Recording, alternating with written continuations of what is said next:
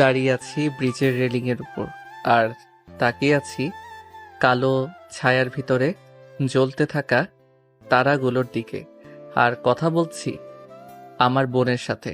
আপুরে, আমিও আসছি তোর কাছে। এতদিন আমি সবার অনেক অত্যাচার সহ্য করেছি, কিন্তু আর নয়। আমি সবার অত্যাচার, উপহাস, বাজে কথা শুনতে শুনতে আজ আমি বড্ড ক্লান্ত। তাই তো সবকিছু থেকে নিজেকে মুক্তি দিয়ে আমি আসছি তোর কাছে। আচ্ছা আপু, তুইও কি আমার সাথে খারাপ ব্যবহার করবি? তুইও কি আমায় সবার মতো দোষী মনে করিস? আচ্ছা, আমার মৃত্যুর খবর যদি মা বাবা ভাই শুনে, তখন কি তারা কান্না করবে না খুশি হবে? আমার মৃত্যুর কথা শুনে মা বাবা ভাইয়ার চোখের কোণ ভিজে উঠবে না, মুখে হাসি ফুটে উঠবে? হয়তো কখনো বলবে না আমাদের একা করে কেন চলে গেলি। তবে আমার ভাবি আমার জন্য অনেক কান্না করবে, আমি নিশ্চিত আপু। আপু, আমি আসছি। রাহুল কথাগুলো বলে ঝাঁপ দিল নদীতে আর ডুবে যেতে লাগলো নদীর অতল গভীরে। চলুন আপনাদের বলে আসি রাহুল কেন এমন একটা রাস্তা বেছে নিল 5 বছর আগে। বাবা, তোমায় কিছু কথা বলার ছিল আমার, কিন্তু বাবা আমার কথার কোনো উত্তর না দিয়ে চলে গেল। আমি কোনো উপায় না পেয়ে মায়ের সামনে গিয়ে বললাম, মা, কিছু কথা বলার ছিল তোমায়। মা, আমার কিছুর টাকার দরকার ছিল।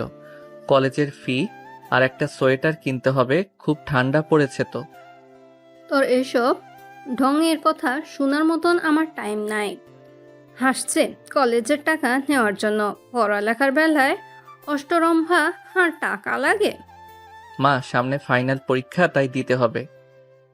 আমার কাছে টাকা নেই, যা তো আমার সামনে থেকে। নিতুকে নিয়ে স্কুলে যেতে হবে। আমি নিতুকে নিয়ে যাই মা। দরকার নেই তোর মতন পরামুখী ছেলে। শর্ত আমার সামনে থেকে। নিতু চলো। ছোট্ট নিতু রাহুলের দিকে তাকিয়ে থেকে মায়ের সাথে হাঁটা দিল। রাহুলের চোখের কোণে জমা হওয়া জল মুছে সামনের দিকে যাচ্ছে। কোনো উপায় না চেয়ে আমি মন খারাপ করে যখন চলে আসছিলাম, তখনই সিঁড়িতে ভাইয়ার সাথে দেখা। ভাইয়া আমার দিকে তাকিয়ে একটা বিরক্তিকর ভাব প্রকাশ করে।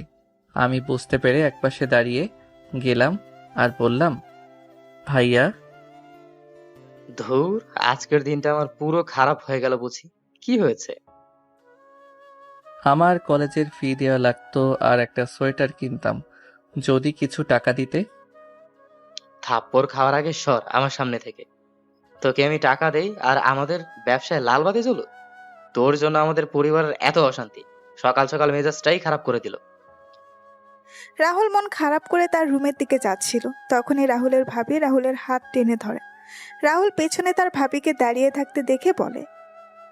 রাহুলের ভাবি রাহুলের গাল টেনে দিয়ে রাহুলের হাতে 3,000 টাকা দিয়ে বলেন, কিছু বলবে ভাবি? না, কিছু দিব তোকে? কি দেব, থাপ্পড়? থাপ্পড়ও দিব, সাথে কিছু টাকাও। আচ্ছা দাও, আমি আমার গাল এগিয়ে দিচ্ছি, নাও মারো। তোরে না বলছি আমি ওদের কাছে কিছু চাইবি না? তোর যা লাগবে আমাকে বলতে বলছি, তাহলে ওদের বলবি কেন? ভাবি, তুমি তো আমায় এতদূর নিয়ে এসেছো, নিজের মা বাবা থাকতে আমি তোমায় বলি কি করে বলো? তোমার ভবিষ্যৎ বলে তো কিছু আছে। তোমায় তা নিয়ে ভাবতে হবে না। তুমি পড়ালেখা করো, আর কোনো কিছু টেনশন করবি না। আমি হাসপাতালে যাচ্ছি, তুই কলেজে যা, আর ফেরার পথে হাসপাতাল হয়ে আসিস, একসাথে বাসায় আসবো। আচ্ছা ভাবি। নিপুণ চলে যায় সেখান থেকে। আর রাহুল তার ভাবির যাওয়ার দিকে কিছুক্ষণ তাকিয়ে থেকে রুমে গিয়ে রেডি হয়ে বের হয়ে যায় কলেজের উদ্দেশ্যে। রাহুল এবার ইন্টার 2য় বর্ষে বাণিজ্য বিভাগে পড়ছে। রাহুলের বাবা রহিম চৌধুরী একজন বিজনেসম্যান আর মা নীলা চৌধুরী গৃহিণী। রাহুলের বড় ভাই আরিফ তার বাবার সাথে বিজনেসের দেখাশোনা করে, আর ভাবি নিপুণ একজন ডাক্তার। রাহুলের ছোট্ট একটা বোন আছে নিতু। নিতু এবার 8ম শ্রেণীতে পড়ে। রাহুলের পরিবারের কেউ রাহুলকে দেখতে পারে না, শুধু ভাবি আর নিতু ছাড়া। রাহুলকে অবহেলা করার একটা কারণ আছে, সেটা গল্পের সাথে থাকলেই জানতে পারবেন। কলেজে প্রবেশ করতেই সবাই আমার দিকে তাকিয়ে আমায় বিভিন্ন কথা বলতো। সবাই আমায় আটকালো, সবাই আমায় আটকোড়ো, অপয়া অপয়া বলে ডাকতো। সবার কথা সহ্য করতে করতে এগুলো এখন আমার গায়ে সয়ে গেছে। আমি যখন ক্লাসে প্রবেশ করি তখন ক্লাসের বাকি সবাই বলে ওঠে, এই দেখে অপয়া আট করে এসেছে, ওর দিকে তাকাস না, তাহলে নিজের ক্ষতি হবে। রাহুল কথাগুলো শুনে সবার দিকে একবার তাকিয়ে পেছনে তার জন্য নির্ধারিত একটা বেঞ্চে গিয়ে বসে পড়ে। এই বেঞ্চে রাহুল ছাড়া আর কেউ বসে না। কিছু সময় পর স্যার এসে ক্লাস নেওয়া শুরু করেন। রাহুল ক্লাসগুলো শেষ করে কলেজে প্রয়োজনীয় টাকা জমা দিয়ে নিপুণের হাসপাতালে চলে যায়। রাহুলকে দেখে নিপুণ বলে, এসে গেছিস? হুম। আচ্ছা, 15 মিনিট বস এখানে, আমি একটা রাউন্ড যাচ্ছি। রাউন্ড শেষ করেই বের হব। আচ্ছা। রাহুল বসে রইল আর নিপুণ চলে গেল রাউন্ডে। রাহুলের রুমে বসে থাকতে ভালো লাগছিল না। তখন রাহুল রুম থেকে বের হয়ে হাঁটছিল। তখনই রাহুল শুনতে পায় একজন লোক ডাক্তারের সাথে কথা বলছে কিছু নিয়ে। রাহুল একটু সামনে এগিয়ে গিয়ে শুনতে পায় একজন লোক বলছে সে এত তাড়াতাড়ি বি পজিটিভ রক্ত কোথায় পাবে। ডাক্তারের পায়ে ধরে বলছে রক্তের ব্যবস্থা করতে, কিন্তু ডাক্তার বারবার বলছে তাদের ব্লাড ব্যাংক নেই। রাহুল পাশে দাঁড়িয়ে দেখতে পেল একটা ছোট্ট ছেলে দাঁড়িয়ে আছে। তখন রাহুল সামনে গিয়ে, আচ্ছা, আমি রক্ত দিতে রাজি আছি। আর ডাক্তার, আমার রক্তের গ্রুপ বি পজিটিভ। রাহুলের কথা শুনে ডাক্তার রাহুলকে নিয়ে গেলেন। যাওয়ার আগে রাহুল ওই লোকের কাঁধে হাত দিয়ে বলে যায় চিন্তা না করার জন্য। 30 মিনিট পর রাহুল রক্ত দিয়ে যখন বের হয়ে আসে তখন রাহুল দেখতে পায় ওই লোকটা আর ছেলেটা একটা লাশকে জড়িয়ে ধরে কান্না করছে। রাহুল বাসার নার্সকে জিজ্ঞাসা করে জানতে পারে কিছুক্ষণ আগে হঠাৎ করে ওই মহিলার খিঁচুনি ওঠে আর তারপরে সে এই ত্রিভুবন ত্যাগ করে পরভুবনে পাড়ি দিয়েছে। রাহুল কথাগুলো শুনে সেখানেই দাঁড়িয়ে পড়ে। রাহুল তাকিয়ে আছে ছোট্ট সেই ছেলেটার দিকে। তখন তার ভাই আর মা বাবা বলার কথাগুলো মনে পড়ে যায়। রাহুল সেখান থেকে বের হয়ে রাস্তা দিয়ে হাঁটছে আর চোখে জমা হওয়া জলগুলো মুছে সামনের দিকে এগিয়ে চলছে। এইদিকে নিপুণ রুমে এসে দেখতে পাই রাহুল রুমে নেই। তখন নার্সকে রাহুলের কথা বললেই বলে রাহুল 5 মিনিট আগে বের হয়ে গেছে। নিপুণও বের হয়ে যায় গাড়ি নিয়ে। কিছু দূর আসার পর দেখতে পাই রাহুল একটা গাছের নিচে বসে আছে। নিপুণ গাড়ি থেকে বের হয়ে রাহুল কাছে গিয়ে বলে, কিরে, তোর কি হয়েছে? এ কি, তুই কান্না করছিস কেন? কি হলো বল? হাসপাতালে কেউ কি কিছু বলেছে? কিরে, বলবি তো? জানো ভাবি, মা বাবা আর ভাইয়া ঠিক বলে, আমি সত্যি অপয়া মুখ পোড়া ছেলে। আমার স্পর্শ ভালো না। কেন, কি হয়েছে? ভাবি, আজকে হাসপাতালে না ভাবি, উনি ভালো ছিলেন সম্পূর্ণ, কিন্তু আমি রক্ত দিয়ে বের হয়ে দেখতে পাই ওই বাচ্চা ছেলেটার জন্য আমার কষ্ট হচ্ছে। আমার জন্য ছেলেটা তার মাকে হারিয়েছে। আমি একটা ছেলের থেকে তার মাকে কেড়ে নিয়েছি। তুই কান্না করছিস কেন? এতে তোর কি দোষ বল? ওনার আয়ু হয়তো ফুরিয়ে এসেছে, তাই উনি মারা গেছেন। রাহুল, এগুলো ভুল ধারণা তোর। চল, আর কান্না করতে হবে না। একটা কথা মনে রাখবি, সৃষ্টিকর্তা যাকে এই পৃথিবীতে যত দিনের আয়ু দিয়ে পাঠিয়েছেন সে ততদিনই এই পৃথিবীতে বেঁচে থাকবে। আর তারপর এই পৃথিবীর মায়া ত্যাগ করে পরপারে যেতে হবে। চল আমার সাথে। কোথায় যাবে? গেলেই দেখতে পাবি। রাহুলকে নিয়ে নিপুণ একটা কাপড়ের শোরুমে নিয়ে গেল। তারপর রাহুলের জন্য কিছু শীতের কাপড় কিনে নিয়ে বাসার দিকে পথ চলা শুরু করলো। রাহুল নিপুণকে এসব করার জন্য মানা করেছিল, কারণ বাসায় যখন সবাই জানতে পারবে নিপুণ এসব রাহুলকে কিনে দিয়েছে তখন সবাই নিপুণকে কথা শোনাবে। নিপুণ রাহুলের কোনো কথা শোনেনি। কিছু সময় পর রাহুল আর নিপুণ বাসায় চলে আসে।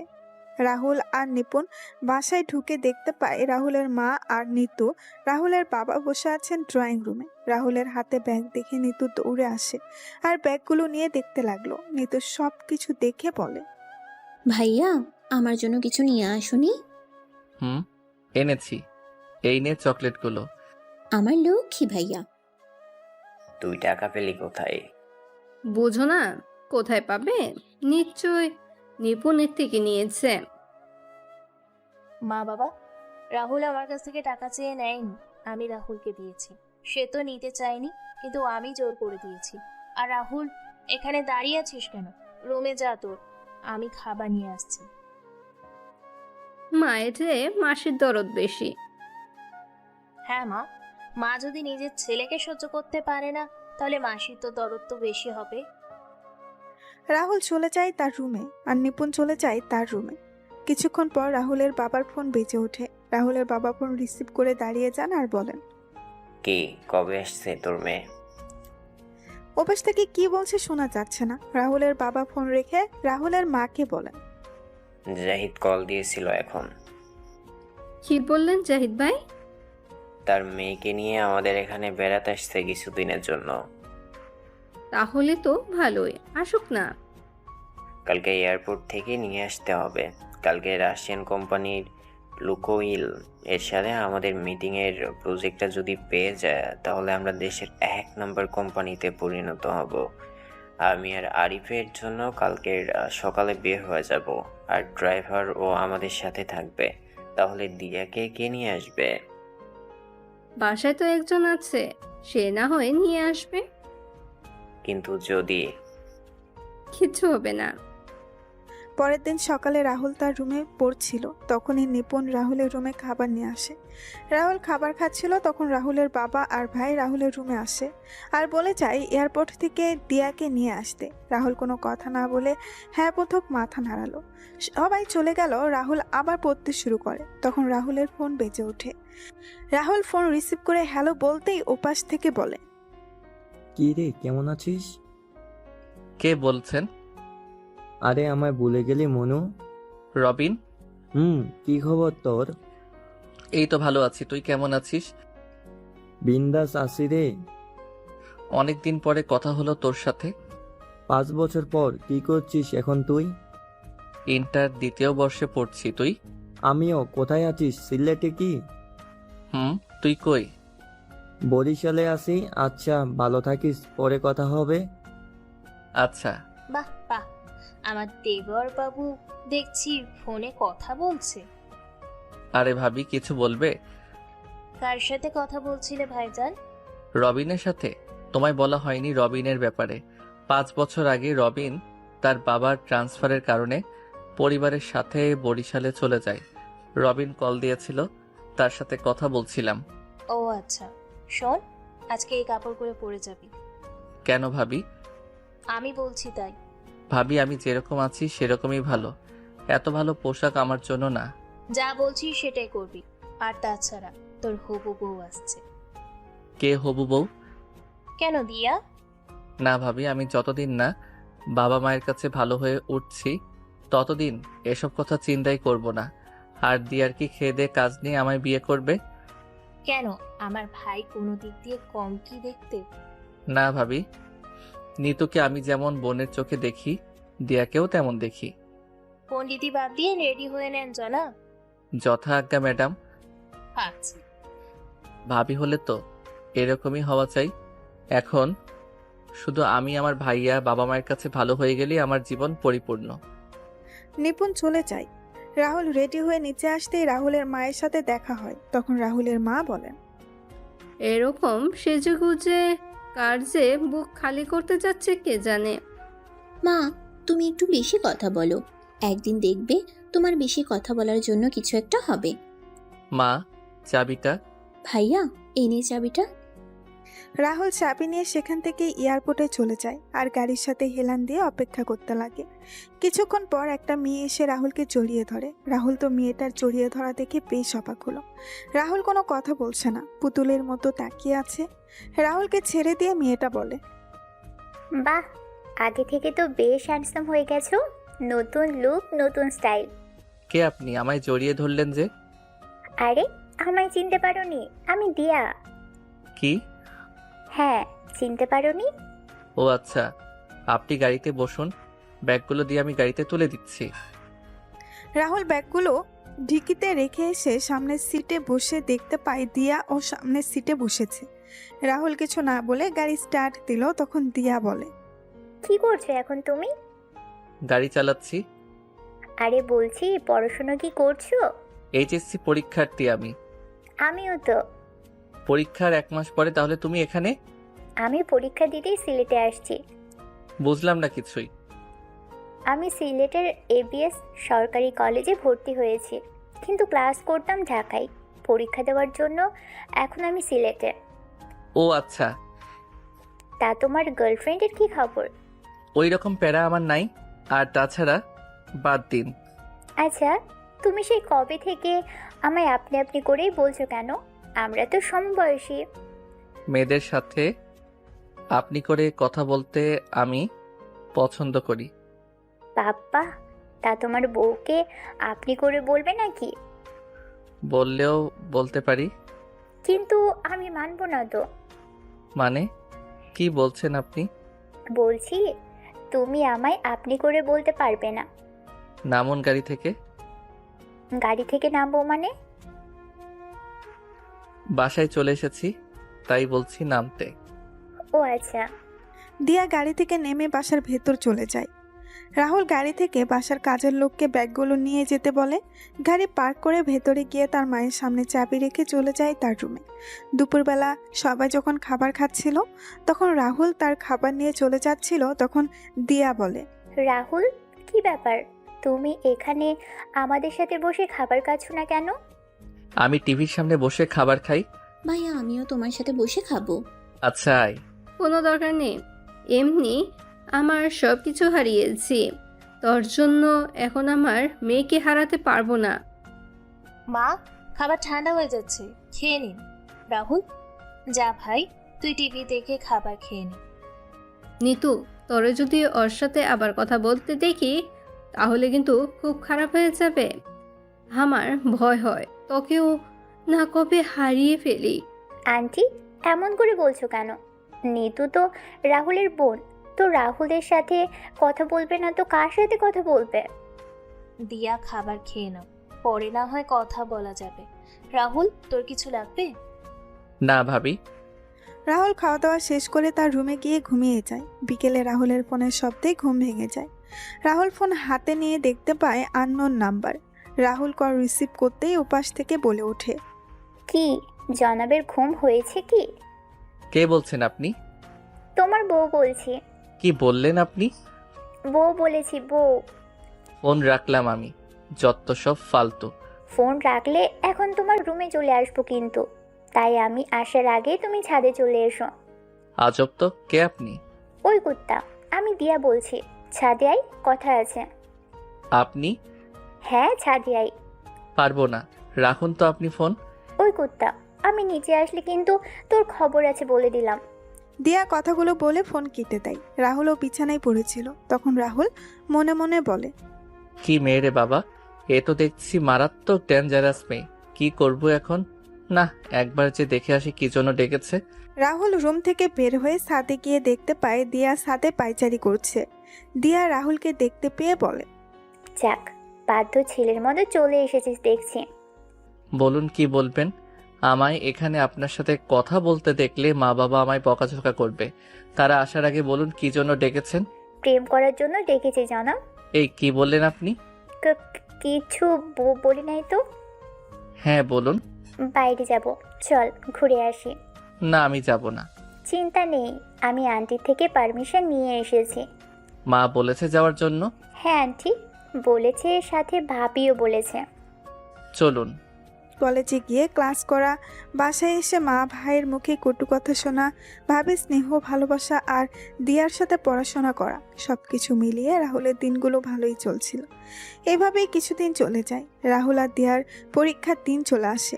রাহুল তার বাবা মায়ের কাছে গিয়ে পায়ে স্পর্শ করতে গেলে তার মা বাবা সরে যায় সেখান থেকে। রাহুল তার ভাইয়ের দিকে এগিয়ে যেতেই তার ভাইয়া চলে যায়। রাহুল উপরের দিকে তাকিয়ে একটা হাসি হেসে ভাবির কাছে গিয়ে ভাবির পায়ে স্পর্শ করতে গেলেই ভাবি রাহুলকে থামিয়ে দিয়ে বলেন, আমি আশীর্বাদ করি ভাই, তোর পরীক্ষা যেন ভালো হয় এবং তুই যে মানুষের মতো মানুষ হতে পারিস। পরামুখ ছেলে আবার মানুষ হবে? বৌমা, এসব কথা অপয়া ছেলেদের জন্য না, এগুলো যোগ্য মানুষকে বলতে হয়। মা! নিপুণ যখন কিছু বলতে যাবে তখন দিয়া নিচে এসে রাহুলের মা আর বাবার পায়ে স্পর্শ করে বলে, আঙ্কেল আন্টি, আমায় তোমরা আশীর্বাদ করো, আমি যেন ভালো করে পরীক্ষা দিতে পারি। চিন্তা করিস না মা, তোর পরীক্ষা ভালো হবে। তোর পরীক্ষা নিশ্চয়ই ভালো হবে। অপয়া পরামুখদের পরীক্ষা কখনো ভালো হবে না। রাহুল তার মা আর বাবার কথা শুনে চোখের কোণে জল এসে জমা হয়। রাহুল চোখে জল মুছে বাহিরে চলে যায়। কিছুক্ষণ পর দিয়া বাহিরে চলে আসে। তারপর রাহুল একটা সিএনজি নিয়ে চলে যায় কলেজে। এভাবেই শেষ হয়ে যায় এক এক করে সকল পরীক্ষা। রাহুল পরীক্ষার হল থেকে বের হয়ে বসেছিল, তখন দিয়া এসে রাহুলকে বলে, রাহুল, আজকে বিকেলে ছাদে আসিস তো, কেন? দরকার আছে, তাই আসতে বলেছি তোকে। আচ্ছা, বাসায় চলেন এখন। রাহুল আর দিয়া বাসায় চলে আসে। বিকেলবেলা রাহুল ঘুমিয়েছিল, তখনই রাহুলের ফোন বেজে ওঠে। রাহুল ফোনের স্ক্রিনে তাকিয়ে দেখতে পায় দিয়ার নাম্বার। তখন রাহুলের মনে পড়ে দিয়া বলেছিল সাথে যাওয়ার জন্য। রাহুল ফোন রিসিভ করে বলে ওঠে, হ্যালো। ওই হাতারাম, গরু, কুত্তা, শুয়োর, কি বলছিলাম মনে নেই তোর? এই তো আমি আসছি, 1 মিনিট। রুম থেকে বের হতেই সামনে ভাবিকে দেখতে পেলাম। তখন ভাবি বলে, কুত্তা, হাদারাম কোথায় যাচ্ছ? ছাদে নাকি? ওয়েট ওয়েট, তুমি জানলে কি করে? আমি একা না, পাশের ছাদে থাকা সবাই শুনেছে। বেশি বকবক না করে এখন উপরে যাও, তা না হলে আরো কি কি বলবে। যাচ্ছি। By the way, best of luck. কিন্তু কেন ভাবি? সেটা না হয় ছাদে গেলেই জানতে পারবি। রাহুল মাথা চুলকাতে চুলকাতে সাথে চলে যায়। রাহুল সাথে গিয়ে দেখতে পায় দিয়া রাগী চোখে সাথের দরজার দিকে তাকিয়ে আছে। রাহুল দিয়ার এমন রাগী চেহারার দিকে তাকিয়ে ভয়ে ভয়ে দিয়ার সামনে যায়। দিয়া রাহুলকে দেখতে পেয়ে বলে ওঠে, চোখ বন্ধ কর। কেন? চোখ বন্ধ করতে বলছি না? উফ, এত কথা বলিস কেন? আচ্ছা, করলাম। দিয়ার রাহুল কথা শুনে চোখ বন্ধ করে দাঁড়ায়। তখন দিয়া তার পেছন থেকে ফুল বের করে রাহুলকে চোখ খুলতে বলে। দিয়া বলা শুরু করে, আমি তোমার সঙ্গে তোমার জগতে চিরকালের জন্য থেকে যেতে চাই। আমার দুনিয়ায় শুধুমাত্র তোমারই অস্তিত্ব রয়েছে। তোমার মুখে হাসি ফোটানোর জন্য সমস্ত কিছু করতে রাজি আছি আমি। এই খোলা আকাশ, এই দিনের আলোয় আলোকিত সকলের সামনে বলতে আমার লজ্জা করছে না যে আমি তোমার ভালোবাসার জন্য উন্মাদ। I love you Rahul. দিয়া চোখ বন্ধ করে এক নিঃশ্বাসে কথাগুলো বলে। রাহুলের কোনো রেসপন্স না পেয়ে অল্প কিছু সময় ধীরে ধীরে চোখ খুলে সামনের দিকে তাকায়। তখন দিয়া দেখতে পায় রাহুল সেখান থেকে সরে গিয়ে ছাদের এক পাশে দাঁড়িয়ে আছে। দিয়া সেখান থেকে উঠে রাহুলের পাশে গিয়ে বলে, কি হলো, তুমি ওখান থেকে এখানে চলে এলে যে? কোনো উত্তর দিলে না যে? দেখুন, আপনি ভুল করছেন। আপনি মনে মনে যা চিন্তা করেছেন সেটা কোনোদিনও সম্ভব না। মানে রাহুল, কি বলছো তুমি? হ্যাঁ, আমি ঠিকই বলছি। আপনার মাথায় যা ঘুরছে সেটা মাথা থেকে ঝেড়ে ফেলে দিন, এতেই ভালো হবে। রাহুল, আমি তোমায় সত্যি ভালোবাসি, তুমি কেন বুঝতে পারছো না? আমি বুঝতেও চাই না কখনো। দেখুন, আমি আমার পরিবারের কাছে একজন খারাপ ছেলে, একজন খুনি, একজন অপয়া। আমি আমার মা বাবার কাছেই খারাপ হয়ে গেছি। এখন নিজেকে তাদের কাছে যোগ্য হওয়ার চেষ্টা করছি। আমি আমার মা বাবার কষ্ট পাবে এমন কোনো কাজ করব না। রাহুল, তুমি নিজেই তো বলেছো তোমার মা বাবা তোমায় দেখতে পারে না, তাহলে তুমি কেন তাদের নিয়ে ভাবছো? আমি ভাবছি কারণ তারা আমার মা বাবা। এমন মা বাবা থাকার চেয়ে না থাকাই ভালো। যে মা বাবা নিজের ছেলেকে দেখতে পারে না, নিজের ছেলের সাথে অমানুষের মতো আচরণ করে। ঠাস ঠাস, তোমার তো সাহস কম না। তুমি আমার মা বাবা নিয়ে কথা বলছো? তুমি জানো আমি এখানে দাঁড়িয়ে আছি কেন? আরে আমার মা আমাকে 10 মাস 10 দিন তার গর্ভে রেখে বড় করেছে। আরে আমি এই পৃথিবীতে এসেছি, আলো বাতাস পেয়েছি সেই মায়ের জন্য, যে মা আমায় 10 মাস 10 দিন গর্ভে ধারণ করেছিল। আর তুমি তার মৃত্যু কামনা করছো? আরে তুমি আমার বাবার মৃত্যু কামনা করছো? আমি এত বড় হয়েছি যে এই বাবা আমায় হাত ধরে হাঁটতে শিখিয়েছিল, আর তুমি তাদের মৃত্যু কামনা করছো। এখন হয়তো তারা কোনো ভুলে জর্জরিত, তাই আমার সাথে খারাপ ব্যবহার করছে। যে সময় বাবা মায়ের ভুল ভেঙে যাবে তখন ঠিকই আমায় বুকে টেনে নিবে, এটা আমার বিশ্বাস। আমি জানি সৃষ্টিকর্তা কাউকে নিরাশ করেন, আমাকেও করবেন না। তুমি আমার বাবার বন্ধুর মেয়ে, তুমি আমাদের অতিথি। অতিথির মতো থাকো, কোনো কথা বলবে না। আমি তোমায় আমার বোনের চোখে দেখি, আর তুমি যদি আমার বোন হয়ে থাকতে চাও তাহলে থাকো, না হলে যেতে পারো। আমার কথায় কোনো কষ্ট পেলে আমায় ক্ষমা করে দিবেন। রাহুল কথাগুলো বলে সেখান থেকে চলে যায় আর রাহুলের মা ছাদের একপাশে দাঁড়িয়ে ছেলের বলা কথাগুলো শুনছিলেন। রাহুলের মা সব শুনে বুঝতে পারেন তারা রাহুলের সাথে এত বাজে ব্যবহার করার পরেও রাহুলের কোনো অভিযোগ নেই তাদের প্রতি। রাহুলের মা চোখে জল মুছে নিচে নেমে আসেন। দিয়া গালে হাত দিয়ে দাঁড়িয়েছিল। পরের দিন রাহুল তার রুমে বসেছিল, তখন নিপুণ আসে রাহুলের রুমে। নিপুণ বলে, রাহুল কি করছিস তুই? এই তো ভাবি বসে আছি, কিছু বলবে? হ্যাঁ, আমি অনেক দিনের জন্য বাসায় যাব, তুইও চল। না ভাবি, আমি বাসায় আছি, বাবার শরীর ভালো না, ভাইয়া তো অফিসে থাকে, মা পারবে না একা সব কিছু। কিন্তু ভাবি তুমি চিন্তা করো না তো, তুমি যাও বাড়ি থেকে ঘুরে আসো, তোমার এই সময়ে আঙ্কেল আর আন্টিদের সাথে থাকাই ভালো। আচ্ছা ভাই, সাবধানে থাকবি, কেউ কিছু বললে চুপ করে থাকবি না, সাথে সাথে উত্তর দিবি। ওকে ডাক্তার আফা, আছি। Bye bye. আপনার বলা হয়নি ভাবি, ভাবি কনসিভ করেছে 3 মাসের অন্তঃসত্ত্বা, তাই ভাবিকে তার বাড়িতে গিয়ে কয়েকদিন থাকতে বলেছেন তার বাবা মা। রাতের বেলা রাহুল যখন তার রুমে বসেছিল তখন রাহুলের রুমে খাবার নিয়ে কেউ প্রবেশ করে। তখন রাহুল তার রুমে বসে পরীক্ষার প্রশ্নগুলো দেখছিল। রাহুল তার রুমে কারো উপস্থিতি বুঝতে পেরে পেছন ফিরে তাকান। রাহুল দেখতে পায় তার মা খাবার হাতে রুমে দাঁড়িয়ে আছেন। রাহুল খুশি হয়ে তার মায়ের দিকে এগিয়ে গিয়ে, এগুলো না।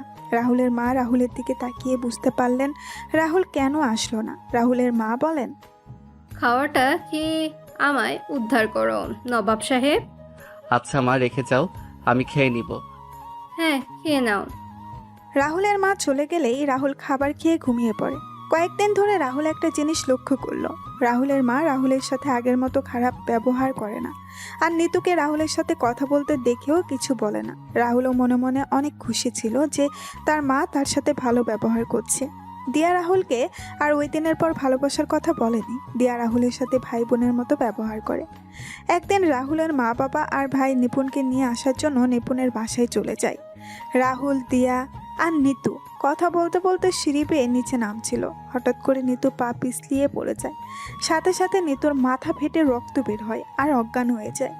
রাহুল আর দিয়া নিতুকে তুলে নিয়ে নিতুর রুমে নিয়ে যায়। রাহুল নিতুর মাথার রক্ত মুছে দিচ্ছে আর বলছে, বোন, এই বোন চোখ খুলো না, এই বোন কথা বল। দিয়া নিতুর জ্ঞান ফিরছে না কেন? আমিও বুঝতে পারছি না, পানি দিয়েছি তো। এদিকে রাহুলের মা বাবা, ভাই ভাবি বাসায় এসে কাউকে দেখতে না পেয়ে হঠাৎ করে নিতুর রুম থেকে রাহুলের কণ্ঠ শুনতে পায়। সবাই নিতুর রুমে গিয়ে দেখতে পান রাহুল নিতুর মাথায় ব্যান্ডেজ করে দিচ্ছে আর দিয়া নিতুর চোখে মুখে জল দিচ্ছে। রাহুলের মা নিতুর কাছে গিয়ে নিতুর মাথায় হাত বুলিয়ে দিয়ে আতঙ্কগ্রস্ত কণ্ঠে বলেন, কি হয়েছে নিতুর, আর মাথায় ব্যান্ডেজ কেন? আসলে মা, আমরা কথা বলতে বলতে সিঁড়ি বেয়ে নিচে নামছিলাম, তখন হঠাৎ করে নিতু পা পিছলিয়ে পড়ে যায়। চিন্তা করো না মা, আমি ব্যান্ডেজ করে দিয়েছি, এক্ষুনি জ্ঞান ফিরে আসবে। কি গো, ডাক্তারকে কল দিয়েছিলে? হ্যাঁ, ডক্টর বলেছে আসতে। নিতু, নিতু, মা কোথা বল? আমি যে কেন তোকে বাসায় একা রেখে গেলাম, আমি তো ভুলে গিয়েছিলাম একটা অপয়া অলক্ষণের ছেলে রয়েছে এ বাড়িতে। আসলে মা, ঠাস, আর কয়জন খাবি তুই রাক্ষস? তোর জন্য আমাদের হাসি খুশি পরিবারটা ধ্বংস হয়ে যাচ্ছে। আজকে তোকে তো আমি মেরেই ফেলবো। আরিফ কথাগুলো বলে রাহুলকে মারতে লাগলো আর রাহুল বলছে, ভাই আমার কথাটা শোনো, আমি কিছু করিনি। আহ মা, ভাইয়া। রাহুল চিৎকার করছে কিন্তু আরিফ রাহুলকে মেরেই যাচ্ছে। নিপুণ সব কিছু দেখছিল। তখন নিপুণ আরিফকে ধাক্কা দিয়ে সরিয়ে বলে ওঠে, রাহুলকে কেন মারছো একা? দিয়াও তো সাথে ছিল তাহলে? কি বলছো কি বৌমা? নিপুণ, মাথা ঠিক আছে তোমার? আমার মাথা ঠিক আছে, কিন্তু তোমাদের মাথা ঠিক নেই। রাহুল আর দিয়া তো বাসায় ছিল, আর ওরা তো বলেছিল কথা বলতে বলতে নিচে নামছিল। তাহলে রাহুলের দোষ কোথায় এখানে? আর এখানে যদি রাহুলের দোষ থাকে তাহলে দিয়ারও দোষ থাকার কথা। আরিফ, শান্ত হয়ে সরে আয় তুই। এই তো ডক্টর এসেছে। তারপর ডাক্তার এসে নিতুকে দেখে একটা ইঞ্জেকশন দিয়ে কিছু মেডিসিন দিয়ে চলে যায় আর বলে যায় কিছু সময় পর নিতুর জ্ঞান ফিরে আসবে। ডাক্তার চলে যায় আর নিপুণ রাহুলকে নিয়ে সেখান থেকে চলে যায়। আচ্ছা, কি হয়েছিল বলো তো আমায় রাহুল? আমরা কথা বলতে বলতে আসছিলাম, আমি পিছনে আর দিয়া নিতু সামনে। হঠাৎ করে দিয়া চিৎকার দিল আর আমি সামনে তাকিয়ে দেখতে পেলাম নিতু সিঁড়ি থেকে গড়িয়ে পড়ছে। বুঝতে পারছি, আচ্ছা, রুমে গিয়ে রেস্ট নে, আর একটা ব্যথার মেডিসিন খেয়ে নিস। আচ্ছা ভাবি। রাতের বেলা নিতুর জ্ঞান ফেরে। সবাই নিতুর সাথে কথা বলছিল আর রাহুল আড়াল থেকে দাঁড়িয়ে নিতুকে দেখছিল।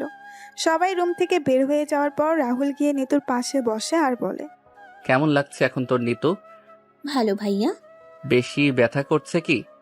অল্প একটু করছে ভাইয়া। আচ্ছা ভাইয়া, সবাই তোকে বকাবকি করছে তাই না? কই না তো। আচ্ছা তুই রেস্ট নে, আমি গেলাম। আচ্ছা ভাইয়া। রাহুল নিতুর রুম থেকে বের হয়ে আসে। দিনে দিনে কিছুদিন চলে যায়। নিপুণের শরীরের অবস্থা ভালো না, তাই নিপুণের সাথে নিতুকে পাঠিয়ে দেওয়া হয় নিপুণের বাড়িতে। রাহুল তার রুমে বসে মোবাইলে গেম খেলছিল। তখনই দিয়া রাহুলের রুমে আসে আর বলে, কি করছিস তুই? গেম খেলছি। কোনটা খেলছিস? Call of duty. ও, ভালোই হলো। কেন? আমি ফোনের স্ক্রিনে তাকিয়ে বললাম, আমি গেম খেলার সময় ফোনের স্ক্রিন থেকে চোখ সরাই না। বুঝতে পারবি একটু পরে। কি বুঝবো? আজকে কি স্পেশাল কোনো কিছু আছে? অনেক স্পেশাল খাবার আছে। তাহলে তো ভালোই। কিছু সময় পর রাহুল তার রুমের মাটিতে রক্তাক্ত অবস্থায় পড়ে আছে আর সামনে দাঁড়িয়ে আছে রাহুলের মা, বাবা, বড় ভাই আর দিয়া। দিয়া রাহুলের পাশে দাঁড়িয়ে ছিল। তখন দিয়া রাহুলের কলার চেপে ধরে কানে কানে বলে, কি রে, কেমন লাগছে তোর এখন? বলেছিলাম না স্পেশাল খাবার আছে। এই দেখ, স্পেশাল খাবার দিয়ে দিলাম তোকে। তোকে নিজের বোন মনে করতাম আর তুই কি করলি এটা? আঙ্কেল, আন্টি, ভাইয়া, দেখছো রাহুল কি বলছে? আমি এখন এমুক নিয়ে কোথায় যাব? রাহুলের মা গিয়ে দিয়াকে বুকের সাথে জড়িয়ে ধরে শান্ত করতে লাগলেন আর রাহুল বলে, মা, বাবা, ভাইয়া, বিশ্বাস করো আমি ওর সাথে এমন কিছু করিনি। আমি তো দিয়াকে নিজের বোন মনে করি। তাহলে আমি এমনটা করতে যাব কেন? তোর মতন কুলাঙ্গার ছেলে জন্ম দেওয়া আমার সবচেয়ে বড় ভুল ছিল, যার মাসুল আমি তোর জন্মের পর থেকে পেয়ে আসছি আর পেয়েও যাব। মা, টসটাস, আর কোনো কথা বলবি না তুই। এখনই আমার বাসা থেকে বের হয়ে যা। তোর মতো ছেলে আমাদের কোনো দরকার নাই। আজকে থেকে আমি তোকে তেজ্য পুত্র করলাম। আজকের পর থেকে আমার একমাত্র ছেলে আরিফ। আরিফ ছাড়া আমার কোনো ছেলে নেই। বাবা, আমার একটা কথা তোমরা শোনো, তারপর না হয় আমায় যা বলার বলো। শুনতে পাসনি বাবা কি বললো? এখনই বাসা থেকে বের হয়ে যা। মাটি থেকে কোনো রকমে উঠে আমি মায়ের পায়ের কাছে গিয়ে মায়ের পা জড়িয়ে ধরে বললাম, মা তুমি বিশ্বাস করো আমি এমন একটা কাজ করব। আমি এতদিন তোমাদের সাথেই ছিলাম, তোমাদের আদর্শে বড় হয়েছি। মা বিশ্বাস করো আমি এমন কাজ করি না। হারিফ, এই ধর্ষণকারীকে আমার পা থেকে নিয়ে যা। আমার ঘরে আমার ছোট আরেকটি মেয়ে আছে। বলা তো যায় না এমন ধর্ষণকারী কখনো কি করতে পারে। মা একদিন ঠিকই বুঝবে, কিন্তু সেদিন আফসোস করবে তোমরা। কিন্তু তোমরা এটা মনে রেখো, তোমাদের উপর আমার কোনো অভিযোগ নেই। দিয়া, সৃষ্টিকর্তার নামে কেউ একজন উপরে আছেন। সবাইকে মিথ্যা বললেও তাকে কেউ মিথ্যা বলতে পারে না। যে যার যার পাপের শাস্তি এই পৃথিবীতে পাবে, এটাই কিন্তু বিধির বিধান। আরিফ, নিয়ে যায় এই কুলাঙ্গারকে। রাহুলের মায়ের কথা শুনে রাহুলের বড় ভাই রাহুলকে টেনে হিঁচড়ে বাসা থেকে বের করে গেটের বাইরে বের করে দিল। রাহুল তার ভাইয়ের পা জড়িয়ে ধরেছিল, কিন্তু আরিফ রাহুলকে লাথি দিয়ে ফেলে বলে, এই বাড়ির ধারের কাছেও যেন তোকে না দেখি। রাহুল মাথা নিচু করে কান্না করছে। রাহুলের হাত পা ফেটে মাথা থেকে রক্ত পড়ছে। রাহুল কি করবে বুঝতে পারছে না। কোনো উপায় না পেয়ে রাহুল একটা ব্রিজের সামনে এসে দাঁড়ায় আর আকাশের অন্ধকারাচ্ছন্ন তারাদের দিকে তাকিয়ে আছে। হায়রে জীবন, নিজের মা বাবাও আমায় বিশ্বাস করে না, নিজের বড় ভাইও আমায় দূরে ঠেলে দিল। আমাকে চলে যেতে হবে এই নিষ্ঠুরতম মানুষ ও পৃথিবী ছেড়ে, যেখানে এরকম কিছু থাকবে না। আমায় ছাড়া যদি সবাই ভালো থাকে তাহলে থাকুক না, আমি কেন তাদের অসুবিধার কারণ হব? 7 বছর পর এবার চলুন আমরা ঘুরে আসি রাহুলের বাড়ি থেকে। রাহুলের বাবা মা, নিতু, ভাই ভাবির সামনে কেউ একজন বসে আছে আর চারপাশে তাকাচ্ছেন। তখন লোকটা বলে, আচ্ছা, বাসার সবার সাথে কথা হইল, সবাই এখানেই আছো, কিন্তু রাহুল কই? রাহুলকে ডেকে আনো তোমরা। রাহুল সহ তোমাদের কিছু বলার আছে আমার, আর সবার জন্য সারপ্রাইজ আছে। মামা, ভাইয়া তো নেই, তাহলে ভাইয়া আসবে কি করে? নেই মানে? কোথায় গিয়েছে রাহুল? বাসায় না থাকলে কল দিয়ে বলো বাসায় আসতে, আমি এসেছি দেশে। কি করে কল দিব মামা? কল দিলে ফোনের রিং বেজে যাবে, কিন্তু কেউ তো রিসিভ করবে না। ফোন রিসিভ করে কথা বলার মানুষটাই যে ফোন রেখে দূরদেশে চলে গেছে। কি বলছো কি বৌমা? আপু, দুলাভাই, বৌমা কি বলছে এসব? সবাই নিশ্চুপ হয়ে আছে, কোনো কথা বলছে না। তখন কামাল খান বলেন, কি হলো, কিছু বলছো না যে? সবাই চুপ কেন? মামা, আসলে রাহুল আর আমাদের মাঝে বেঁচে নেই। রাহুল মারা গেছে। আজকে 7 বছর হলো। মারা গেছে মানে? আমায় তো কিছু বলনি তোমরা। কি হয়েছিল রাহুলের? আসলে মামা, আমি তখন আমার বাবার বাসায় ছিলাম। তারপর ফোন পেয়ে এখানে আসি।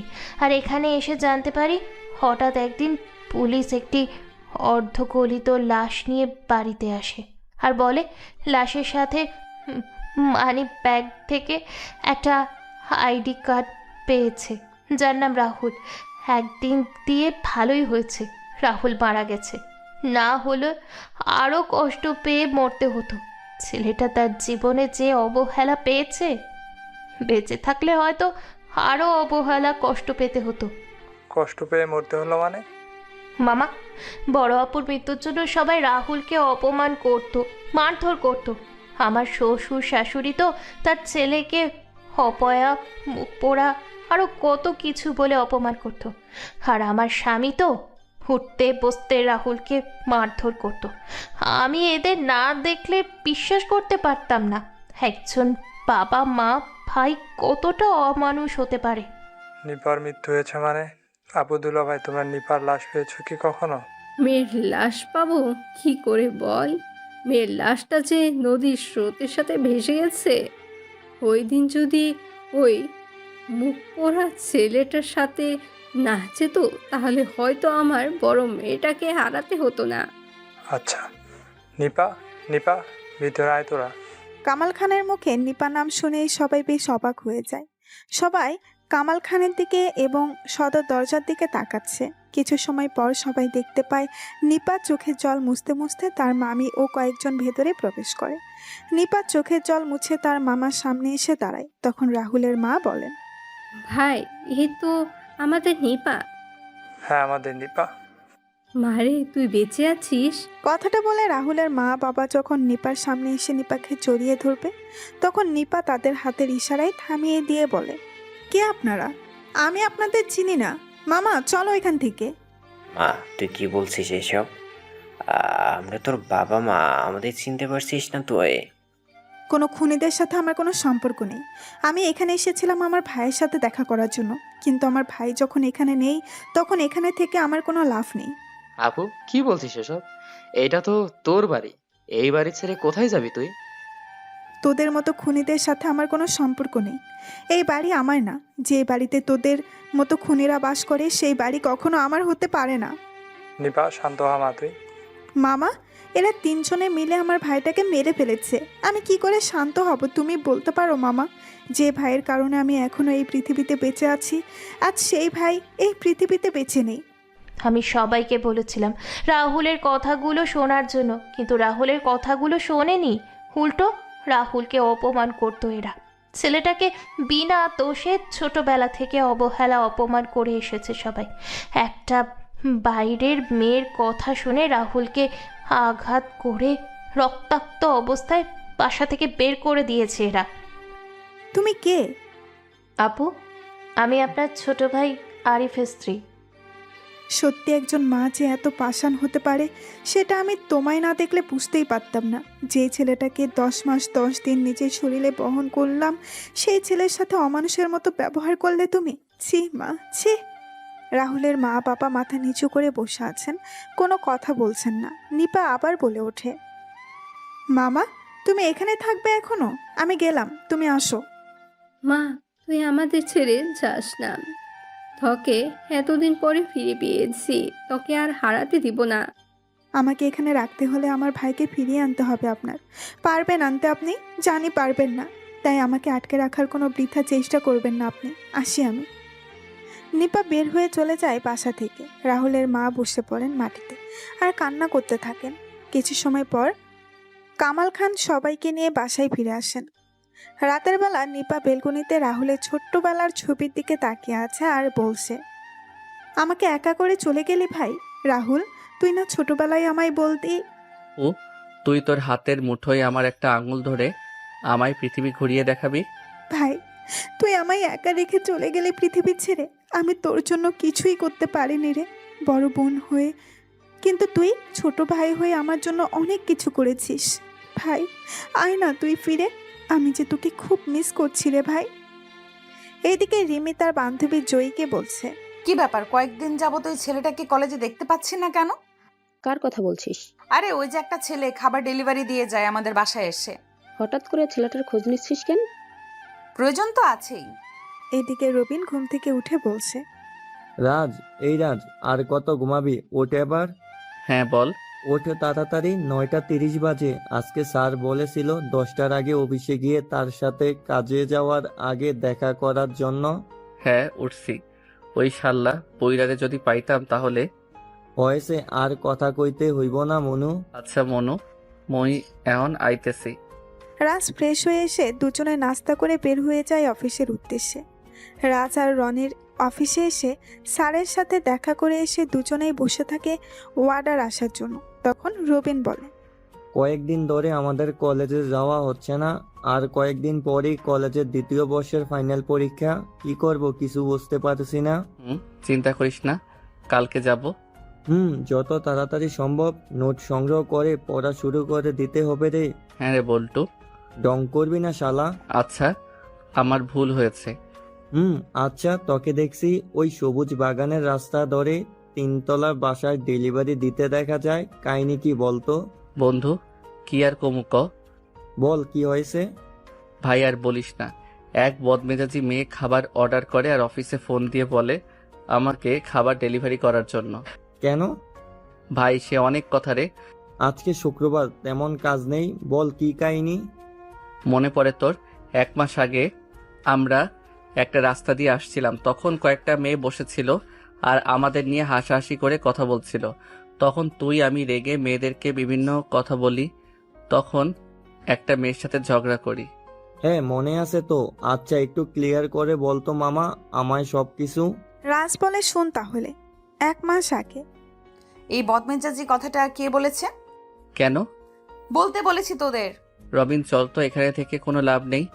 ওই আমার কথার উত্তর না দিয়ে এখান থেকে তোরা যেতে পারবি না। শুধু শুধু ঝামেলা করেছেন কেন বলুন তো? ঝামেলা কি আমি করছি? রবিন চল তো, এই বেয়াদব বদমেজাজি মেয়ের সাথে কথা বলে লাভ নাই। এই ধুর যা। রাজ আর রনির সেখান থেকে চলে আসে। পরের দিন সকালে রাজ কলেজ থেকে ফিরে কাজে লেগে যায়।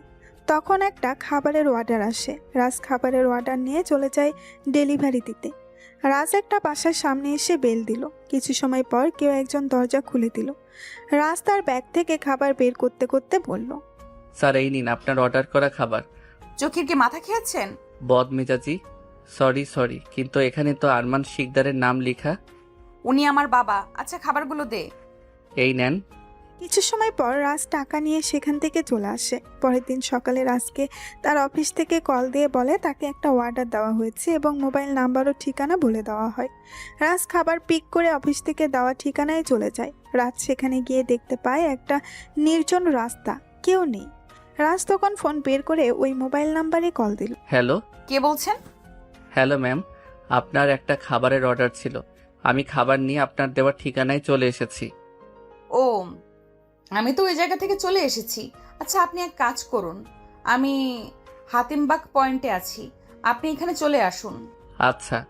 কিছু সময় পর রাজ হাতিমবাগ পয়েন্টে গিয়ে ওই নাম্বারে কল দিল। কল দেওয়ার কিছু সময় পর একজন মেয়ে আসে খাবার নেওয়ার জন্য। রাজ মেয়েটার হাতে খাবার নিয়ে বলে, ম্যাম এই নিন আপনার খাবার। ম্যাম বিলটা। এ কি, আমি কি ঠান্ডা খাবার খাবো নাকি? ম্যাম আমি গরম গরম খাবার নিয়ে বের হয়েছিলাম, কিন্তু সবুজবাগ থেকে এখানে আসতে আসতে খাবার ঠান্ডা হয়ে গেছে। আপনার বিল হয়েছে 560 টাকা। 560 টাকা মানে? আমার ফোন বের করে ম্যামকে দেখিয়ে বললাম, এই দেখুন ম্যাম, খাবারের দাম 480 টাকা আর ডেলিভারি চার্জ 80 টাকা। একে তো ঠান্ডা খাবার দিচ্ছিস, তার উপর বলছিস 560 টাকা। আমি 500 টাকা দিচ্ছি, এগুলো নিয়ে যা। ম্যাম আমি তো আপনার থেকে বেশি টাকা নিচ্ছি না, আমার ফোনের অ্যাপে যা এসেছে আমি সেটাই নিচ্ছি আপনার থেকে। কোনো কথা বলবি না, তাহলে আমি তোর অফিসে এখনই কল দিব আর তোর প্রোফাইল রেটিংও কমে দিব। এই নে 500 টাকা। জয়ী কথাটা বলে চলে যায়, কিন্তু রাত জয়ীকে অনেকবার ডেকেছিল, কিন্তু জয়ী দাঁড়ায়নি। জয়ী গাড়ি করে চলে যায়। রাজ কোনো উপায় না পেয়ে ওই জায়গা থেকে কাজ শেষ করে বাসায় চলে আসে। এভাবে 20 দিন রিমি আর জয়ী রাহুলকে খাবার নিয়ে ঘুরিয়েছিল। রাহুল একবার চিন্তা করছিল, কিন্তু বাস্তবতার কথা চিন্তা করে আর চাকরি ছাড়তে পারেনি বর্তমান। ওই থেকে চলেছে বন্ধু আমার ওই বাড়িতে যাওয়া আসা। বন্ধু, তোকে একটা কথা বলা হয়নি রে। কি কথা? ওই মেয়ে কিন্তু আমাদের সাথে পড়ে, আমার কলেজে এবং একই ডিপার্টমেন্টে। কি? হ্যাঁ রে, আমি সেদিন কিছু কাজে কলেজে গিয়েছিলাম, তখন দেখেছি। তাহলে আমি শেষ বন্ধু। ওই মেয়ের বাবা হলো আমাদের এখানকার কাউন্সিলর। আর কোনো কি কিছু বাকি আছে? না, আজকের জন্য সংবাদ এতটুকুই। আচ্ছা, পরে কথা হবে। অর্ডার চলে এসেছে। বাই। রাজ চলে যায় রাজের কাজে, আর রবিন চলে যায় রবিনের কাজে। পরের দিন সকালে রাজ আর রবিন কলেজে চলে যায়। রাজ রবিন তার বন্ধুদের সাথে কথা বলছিল, তখন রিমি সামনে এসে বলে, ওই পান্ডা আমাদের জন্য খাবার নিয়ে আয়। কেউ কোনো কথা বলল না। তখন রিমি আবার বলে ওঠে, কিরে, কি বললাম শুনতে পাসনি? কাকে বলছেন আপনি? তোর পাশের পান্ডাকে। ওর নাম পান্ডা না, ওর নাম হলো রাজ। তো যাই হোক, কিরে শুনতে পাসনি কি বললাম? ওই তোরা চল রবিন, তুইও চল, ক্লাসের সময় হয়ে গেছে। রাজ উঠে কয়েকবার সামনে এগোতেই রিমি রাজের কলার চেপে ধরে বলে, তুই আমার কথা অমান্য করার সাহস পেলি কোথা থেকে? তুই জানিস আমি কার মেয়ে? মানুষের কাজেই তার পরিচয়, তাই আমি কারো পরিচয় সম্পর্কে জানতে ইচ্ছুক নই। আসি। ওই চল তোরা। বাব্বা, ছেলেটার কথার কি ঝুরি! এক কথায় কতদিনের করা সকল কিছুর উত্তর দিয়ে গেল। দাঁড়া, ক্লাস শুরু করে বের হোক, তারপর বোঝাবো ওকে। রাজ আর রবিন সকল ক্লাস শেষ করে বের হয়ে যখন মাঠ দিয়ে হাঁটছিল, তখন রিমি রাজের সামনে এসে দাঁড়ায়। রাজ রিমিকে দেখে পাশ কাটিয়ে চলে যায়। তখন রিমি ইচ্ছে করে রাজের গায়ের সাথে ধাক্কা খায় আর মা গো বলে মাটিতে পড়ে যায়। তখন রাজ কিছুটা রেগে বলে, আচ্ছা, আপনি আমায় অযথা হয়রানি করছেন কেন বলুন তো? ছোট লোকের বাচ্চা, তোর তো সাহস কম না? তুই আমাকে রাগ দেখাচ্ছিস? রাজ থাপ্পড়টা খেয়ে মাথা নিচু করে নিল।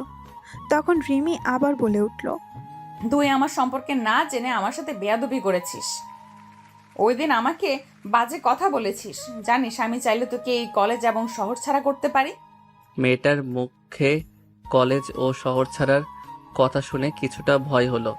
তখন বললাম, ম্যাম, ওই দিনের কাজের জন্য আমি আমার ভুল স্বীকার করছি। তবুও আমায় এই কলেজ ছাড়া করবেন না। আমাকে যে নিজেকে প্রতিষ্ঠিত করতে হবে। ভবিষ্যতে আমি আর আপনার সাথে কখনো কোনো বেয়াদবি করব না ম্যাম। আপনি আমায় দয়া করুন। যা, ক্ষমা করে দিলাম এবারের মতো তোকে। রাজ আর রবিন কলেজ থেকে বের হয়ে আসে। রাজ আর রবিন বাসায় এসে খাওয়া দাওয়া শেষ করে কাজের উদ্দেশ্যে বের হয়। রাজ তার ফোনে আসা অর্ডারগুলো রিসিভ করে খাবার ডেলিভারি দেওয়া শুরু করলো। রাত তখন ঘড়ির কাঁটায় 10টা। তখন রাজের ডিউটি শেষ। রাজ একটা দোকানে ঢুকে হাত ধুয়ে খাবার অর্ডার করে খাবারের অপেক্ষা করতে থাকে। কিছু সময় পর খাবার আসলে রাজ যখন খাওয়া শুরু করবে, তখনই রাজের ফোন বেজে ওঠে। রাজ খাবার মুখে না তুলেই ফোন হাতে নিয়ে দেখতে পায় তার অফিস থেকে কল।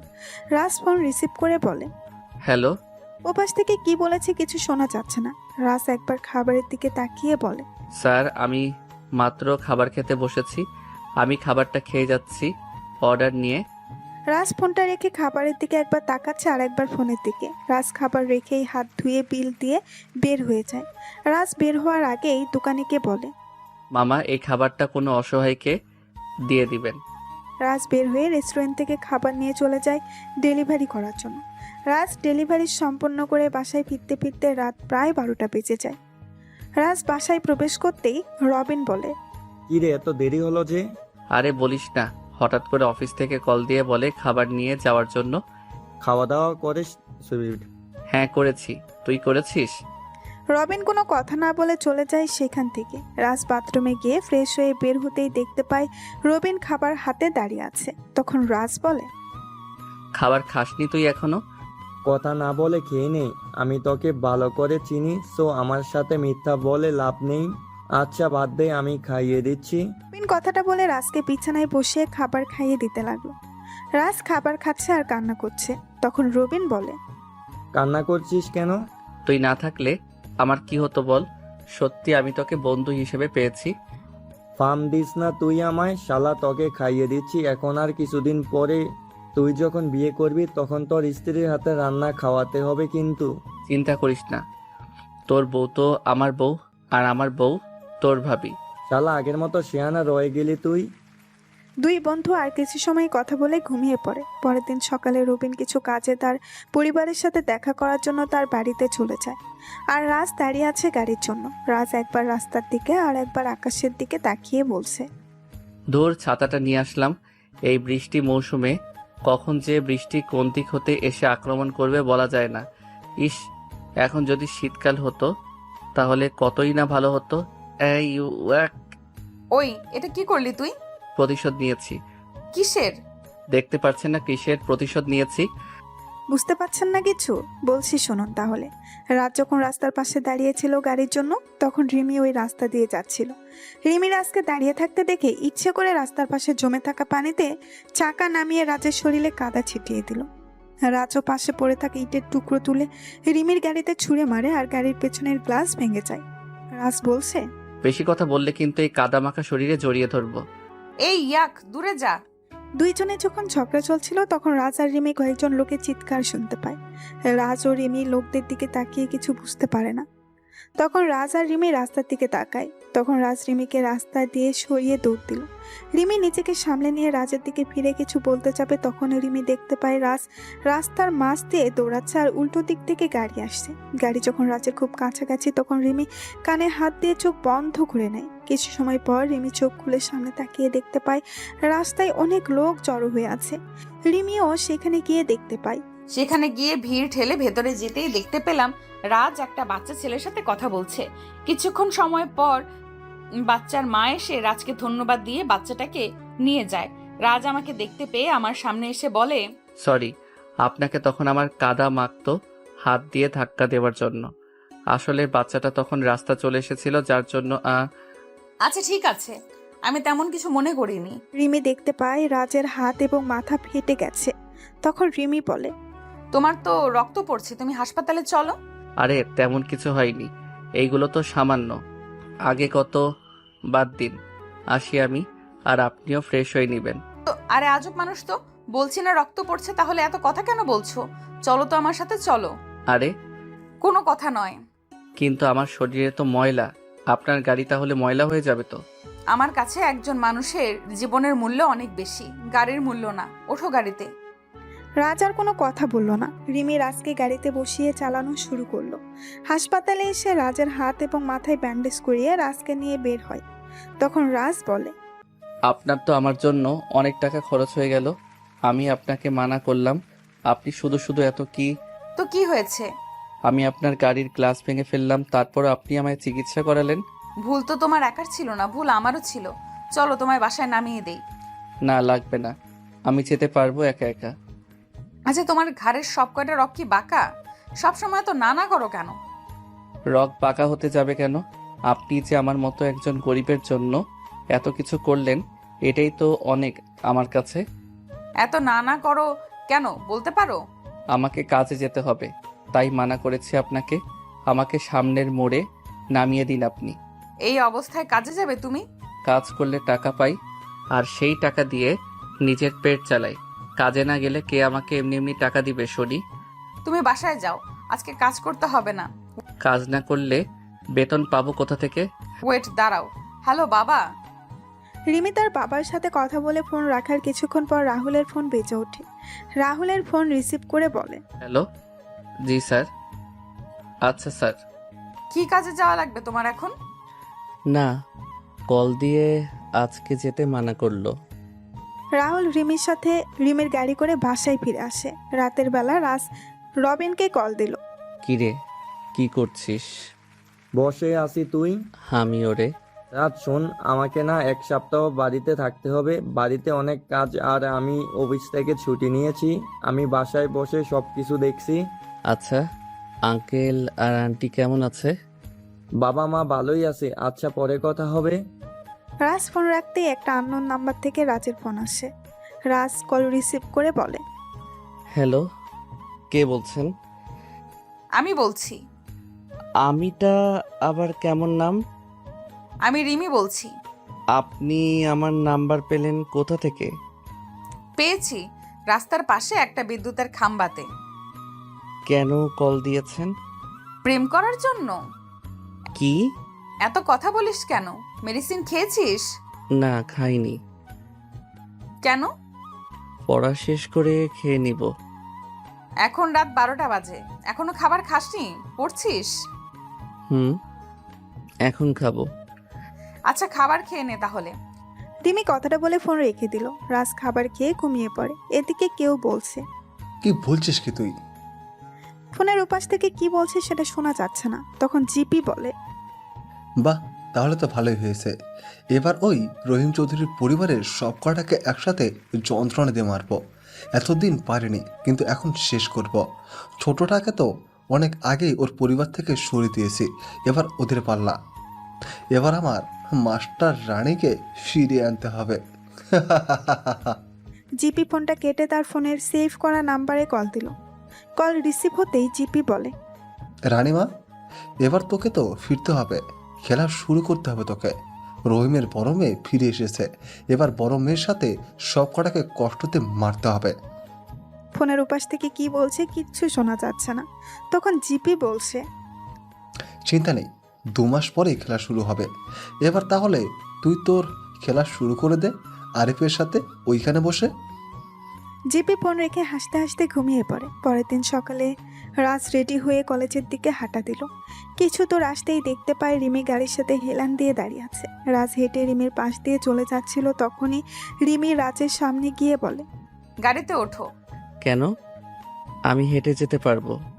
বললাম না গাড়িতে উঠতে, তাহলে এত কথা বলছিস কেন তুই? আচ্ছা, আপনি এমন করছেন কেন বলুন তো? আমায় আর কত দয়া করবেন বলুন। আমার মন বলেছে তাই করছি। ওঠ বলছি। আচ্ছা, আমি গরিব বলে কি আপনি আমায় দয়া করছেন? কি বললি তুই? রাজের কলার ধরে। আরে ছাড়ুন, কি করছেন কি? তাহলে গাড়িতে গিয়ে বস এক্ষুনি। রাজ আর কোনো কথা না বলে গাড়িতে গিয়ে বসে। রিমি গাড়ি চালানো শুরু করে। কলেজের ভেতরে এসে গাড়ি থামতে রাজ গাড়ি থেকে নেমে তার বন্ধুদের সাথে গিয়ে কথা বলা শুরু করে। রিমি গাড়ি থেকে নেমে তার বান্ধবীদের কাছে চলে যায়। তখন জয়ী বলে, কিরে, আজকে রাজাকে নিয়ে এসেছিস যে? নিয়ে এলাম। কাহিনী কি বলতো? কাহিনী কিছুই না, রাস্তায় পেলাম তাই সাথে করে নিয়ে এলাম এমনিতেই। ও আচ্ছা। কিছু সময় পর সবাই ক্লাসে চলে যায়। ক্লাস শেষ করে রাস্তার বন্ধুদের সাথে কথা বলছিল। তখনই রাজ একটা মেয়ের চিৎকার শুনতে পায়। রাজ সহ সবাই তাকিয়ে দেখতে পায় কয়েকজন ছেলে মিলে একটা মেয়েকে জোর করে টেনে নিয়ে যাচ্ছে। রাজ এটা দেখে কিছু সময় চুপ থেকে দাঁড়িয়ে ওই দিকে হাঁটা দিল। রাজের বন্ধুরা রাজকে নিষেধ করেছিল, কিন্তু রাজ শোনেনি। রাজের পেছন পেছন রিমি, জয়ী ও তার বন্ধুরা আসে। রাজ ছেলেগুলোর সামনে গিয়ে বলে, কি সমস্যা ভাই? তোমরা মেয়েটাকে এভাবে নিয়ে যাচ্ছ কেন? সেটা কি তোকে বলতে হবে? অবশ্যই, একটা মেয়েকে জোর করে নিয়ে যাচ্ছেন আর মেয়েটা চিৎকার করছে। ও আমার গার্লফ্রেন্ড। আপু, উনি কি তোমার বিএফ হয়? না ভাইয়া, আমি এনাকে চিনি না। উনি আমায় ক্লাস থেকে জোর করে কোনো কথা না বলে নিয়ে যাচ্ছে। ভাইজান, ছেড়ে দিন এই আপুকে। তুই জানিস আমি কে? তুই জানিস আমার পরিচয় কি? পরিচয় নিয়ে তুই পানি খা। আপু, তুমি যাও। আমি হলাম বাংলাদেশের বিজনেসম্যান জাহিদ পারভেজের একমাত্র ছেলে সাইদ। এই মেয়ে তো আমি নিয়েই যাব। সাইদের কথা শুনে রাহুলের চেহারায় একটা হিংস্র রূপ ফুটে ওঠে। রাজের কপালে রগগুলো ফুলতে লাগলো। সেটা খেয়াল কেউ না করলেও রিমি খেয়াল করে। তখন রাজ বলে, এই ভাই, এত ঝামেলা করছেন কেন বলুন তো? ঝামেলাতে এখনো করিনি, তুই চলে যা এখান থেকে, তাহলে কোনো ঝামেলা না। সাইদ যখনই নিতুর হাত ধরতে যাবে তখনই নিতু রাজের পেছনে এসে রাজের বাম হাত চেপে ধরে বলে, ভাইয়া আমায় বাঁচান আপনি, এই অমানুষটা আমায় মেরে ফেলবে। এই ছেলে কি করবে জানিস আমার পাওয়ার কি? তোকে তো আমি বিয়ে করব, যদি না পারি তাহলে তোকে আমার এক রাতের জন্য হলেও চাই। চল তুই। সাইদ যখন নিতুর হাত ধরতে যাবে তখন রাজ সাইদের ডান হাত মুচড়ে দিয়ে চেপে ধরে। আপুটা যখন চাইছে না তোর সাথে যেতে, তাহলে জোর করছিস কেন? তোদের মতো ছেলেদের কারণে মেয়েরা বাইরে চলাচল করতে পারে না। মন তো চাচ্ছে তোর চোখের মণিগুলো বের করে নেই। এত সুন্দর মেয়ের সাথে এত সুন্দর। না, তোকে তোর ভাষায় বোঝাতে হবে দেখছি। রাজ কথাটা বলে সাইদও তার সাথে সবাইকে মারতে লাগলো। সাইদকে মেরে মাটিতে ফেলে রেখে রাজ নিতুকে নিয়ে সেখান থেকে চলে যায়। রাজ নিতুকে জিজ্ঞাসা করে, আপু, তুমি ছেলেটাকে চিনো? আমার বাবার বন্ধুর ছেলে। ওই ছেলে একটা খারাপ ছেলে। আপু, তুমি এখন বাসায় যেতে পারো। ধন্যবাদ ভাইয়া। নিতু চলে গেলে রাজও পেছনে ঘুরে যেই সামনে হাঁটতে যাবে তখন রিমি বলে, ওয়েট নায়ক সাহেব, নায়ক মানে? কালকে একটা বাচ্চার প্রাণ বাঁচালে আর আজকে একটা মেয়েকে বাঁচালে, তাই বললাম। কালকে যেটা করেছে সেটা আমার দায়িত্ব ছিল, আজকে ও যা করছিস সেটাও আমার দায়িত্ব ছিল। বুঝলাম। আমি কি যেতে পারি এখন? আমি কি জড়িয়ে ধরেছি তোমায়? রাজ পাশ কাটিয়ে সামনের দিকে হাঁটা দিল আর মনে মনে বলে, এই মেয়ের মাথায় সমস্যা আছে নিশ্চয়ই, না হলে কী সব আবল তাবল কথা বলে। এর থেকে দূরে থাকতে হবে, এদের মতো বড়লোকদের বিশ্বাস করতে নেই। এইদিকে সাইদকে তার কয়েকজন সহযোগী হাসপাতালে নিয়ে যায়। কিছু সময় পর জিপি চলে আসে হাসপাতালে আর জিজ্ঞেস করে সাইদের এমন অবস্থা কে করলো। তখন সবাই কলেজের সব কিছু খুলে বলে। হঠাৎ করে জিপি এর ফোন বেজে উঠল। জেপি কল রিসিভ করে বলে, হ্যাঁ রানিমা, বল। সাইডকে কল দিচ্ছি কিন্তু কল রিসিভ করছে না কেন? আর কাজের আপডেট কি? রানিমা, তোকে যে এখনই দেশে আসতে হবে রে।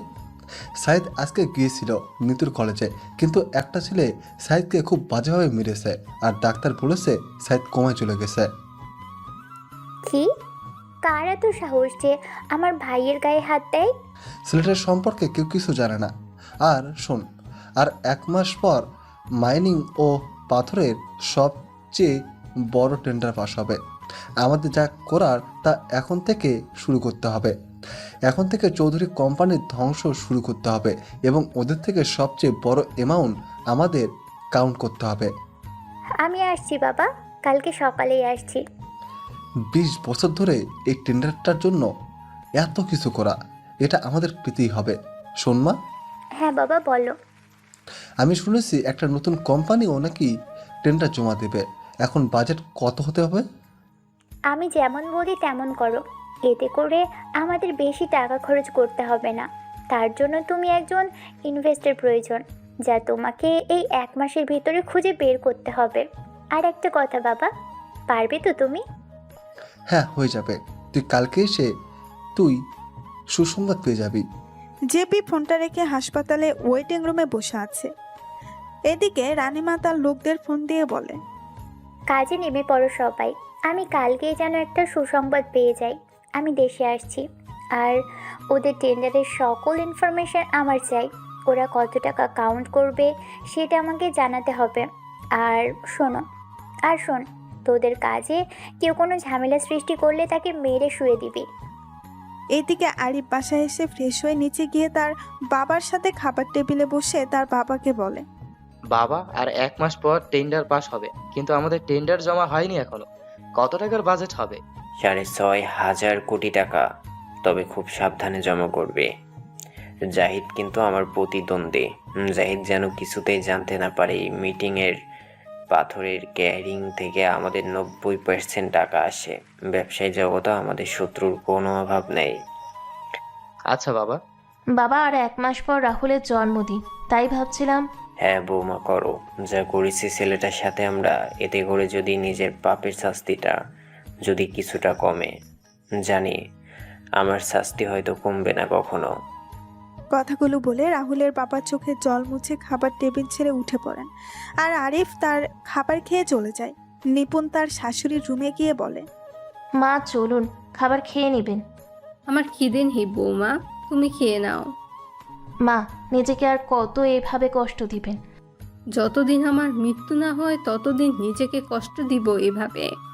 আমি আমার ভুলের জন্য নিজের ছেলেকে হারিয়েছি, তাই নিজেকে শাস্তি দিচ্ছি। এতদিন হয়ে গেল, আমার মেয়েটাও আমার সাথে কথা বলে না। আমি দেখা করতে গেলে আমার সাথে দেখা করে না, সবই আমার পাপের শাস্তি। মা চলুন, খেয়ে নেবেন অল্প করে। না বৌমা, আমার খিদে নেই। নিপুণ রুম থেকে বের হয়ে সোফায় বসে কল দিল নিপার নাম্বারে। কিছু সময় পর নিপা কল রিসিভ করে বলে, হ্যাঁ নিপুণ বলো। আপু কেমন আছেন? আছি ভালোই, তুমি কেমন আছো? আছি ভালো আপু। সৌরভ কেমন আছে? ভালো আছে আপু। আপু একটা কথা বলার ছিল। হ্যাঁ বলো। আপু আপনি যদি বাড়িতে আসতেন একবার। মা বাবা খাবার খাওয়া ছেড়ে দিয়েছে, বলতে গেলে মা বাবার শরীরের অবস্থাও ভালো না। আরিফ এখনই সব কিছুর দেখাশোনা করছে। নিপুণ সবকিছু জানার পরেও তুমি কি করে বলতে পারছো আমায়? আপু কি করব বলুন, মা বাবার কষ্ট সহ্য হচ্ছে না। রাহুলকে যে আমি নিজের ছোট ভাই মনে করতাম, কিন্তু আপু আর 1 মাস পর রাহুলের জন্মদিন, আপনি আসবেন তো? দেখি, ভালো থেকো। নিপুণ কল রেখে অল্প কিছু খাবার খেয়ে ঘুমিয়ে পড়ে। পরের দিন সকালে রাজ ঘুম থেকে উঠে নাস্তা করে পড়তে বসে। পড়া শেষ করে রেডি হয়ে কলেজের উদ্দেশ্যে বের হয় বাসা থেকে।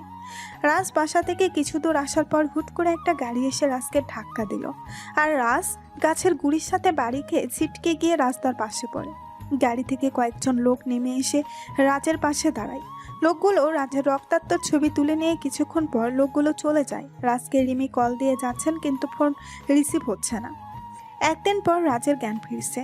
রাজ পাশে তাকিয়ে দেখতে পায় রাজের পাশে রবিন আর রিমি বসে আছে। তখন রাজ বলে, কিরে রবিন, তুই এখানে কেন? তোর জ্ঞান ফিরেছে, দাঁড়া আমি ডাক্তার নিয়ে আসছি। এখন কেমন লাগছে তোমার? ভালো। যাক বাবা। এই যে ম্যাম, আপনি এখানে কি করে? চোখ মুখ ফ্যাকাশে হয়ে আছে কেন? কি হলো, কথা বলছেন না কেন? আমি এখানে থাকলে কি সমস্যা হবে? এত তেরা তেরা কথা বলেন কেন? আসুন ডাক্তার আসুন। ডাক্তার এসে রাহুলকে দেখে পরীক্ষা করে চলে যায়। তখন রবিন বলে, এখন বলতো কি করে হলো এমনটা? আরে আমি কলেজে আসছিলাম, তখনই হঠাৎ করে একটা গাড়ি এসে আমায় ধাক্কা মারে। আর আমি কি জানি একটার সাথে ধাক্কা খেলাম, তারপর বলতে পারি না কিছুই। দেখে শুনে চলাফেরা করবি না। আমাকে দেখে তোর বাচ্চা মনে হয় কি রবিন? বাচ্চা না হলে এমন হতো নাকি? এই রবিন, এই বদমেজাজি মেয়ে এখানে কেন? কি বললি তুই, আমি বদমেজাজি? হ্যাঁ বলেছি। কি করবি? তোরে আমি কাঁচা খেয়ে ফেলবো কিন্তু। তোকে বদমেজাজি মেয়ে বলা ভুল হয়েছে আমার। তুই তো আস্ত একটা রাক্ষসী মেয়ে। শালার আজকে তোরে। আয় এদিকে, তোকে তো আমি। এই চুপ, একদম চুপ। কি শুরু করেছিস তোরা বাচ্চাদের মতো? রাজ রিমি না থাকলে কি হতো তোর? মানে উনি না থাকলে কি হতো? রবিন বাদ দে না। রিমি তোকে হাসপাতালে নিয়ে এসেছে খুব বাজে অবস্থায়, আর তারপর বাসিদি থেকে আমার নাম্বার নিয়ে আমাকে কল দিয়ে আসতে বলল। তার মানে ওই রাক্ষসী মেয়ে কি আমাকে? রবিন তোকে বলেছিলাম ওরা না বলতে, দেখছিস না কেমন করে আমায় দোষী মনে করছে। এই জন্যই কথায় বলে মানুষের ভালো করতে নেই। রাক্ষসী মেয়ে মানুষের ভালো করেছে, এটা লোকে শুনলে হাসবে। রবিন আমি গেলাম। রিমি কথাগুলো বলে কেবিন থেকে বের হয়ে যায়। তখন রবিন রাজের পাশে বসে বলে, মেয়েটা তোর জন্য এত কিছু করলো, আর তুই মেয়েটাকে কথা শুনিয়ে দিলি। ওর রাগান্বিত চেহারা দেখতে আমার ভালো লাগে, তাই ওকে রাগালাম। চিন্তা করিস না, কালকে সকালে চলে আসবে। জানিস তোর এমন রক্তাক্ত অবস্থা দেখে রিমি কান্না করেছিল। তুই জানলি কেমনে?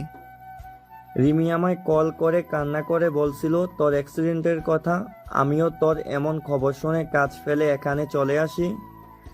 তাহলে কি বেশি বেশি করে ফেললাম? করেছিস।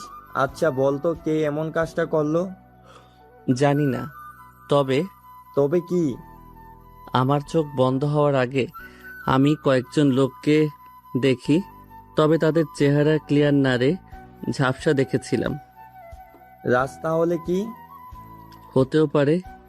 ওই দিকের কি খবর বলতো?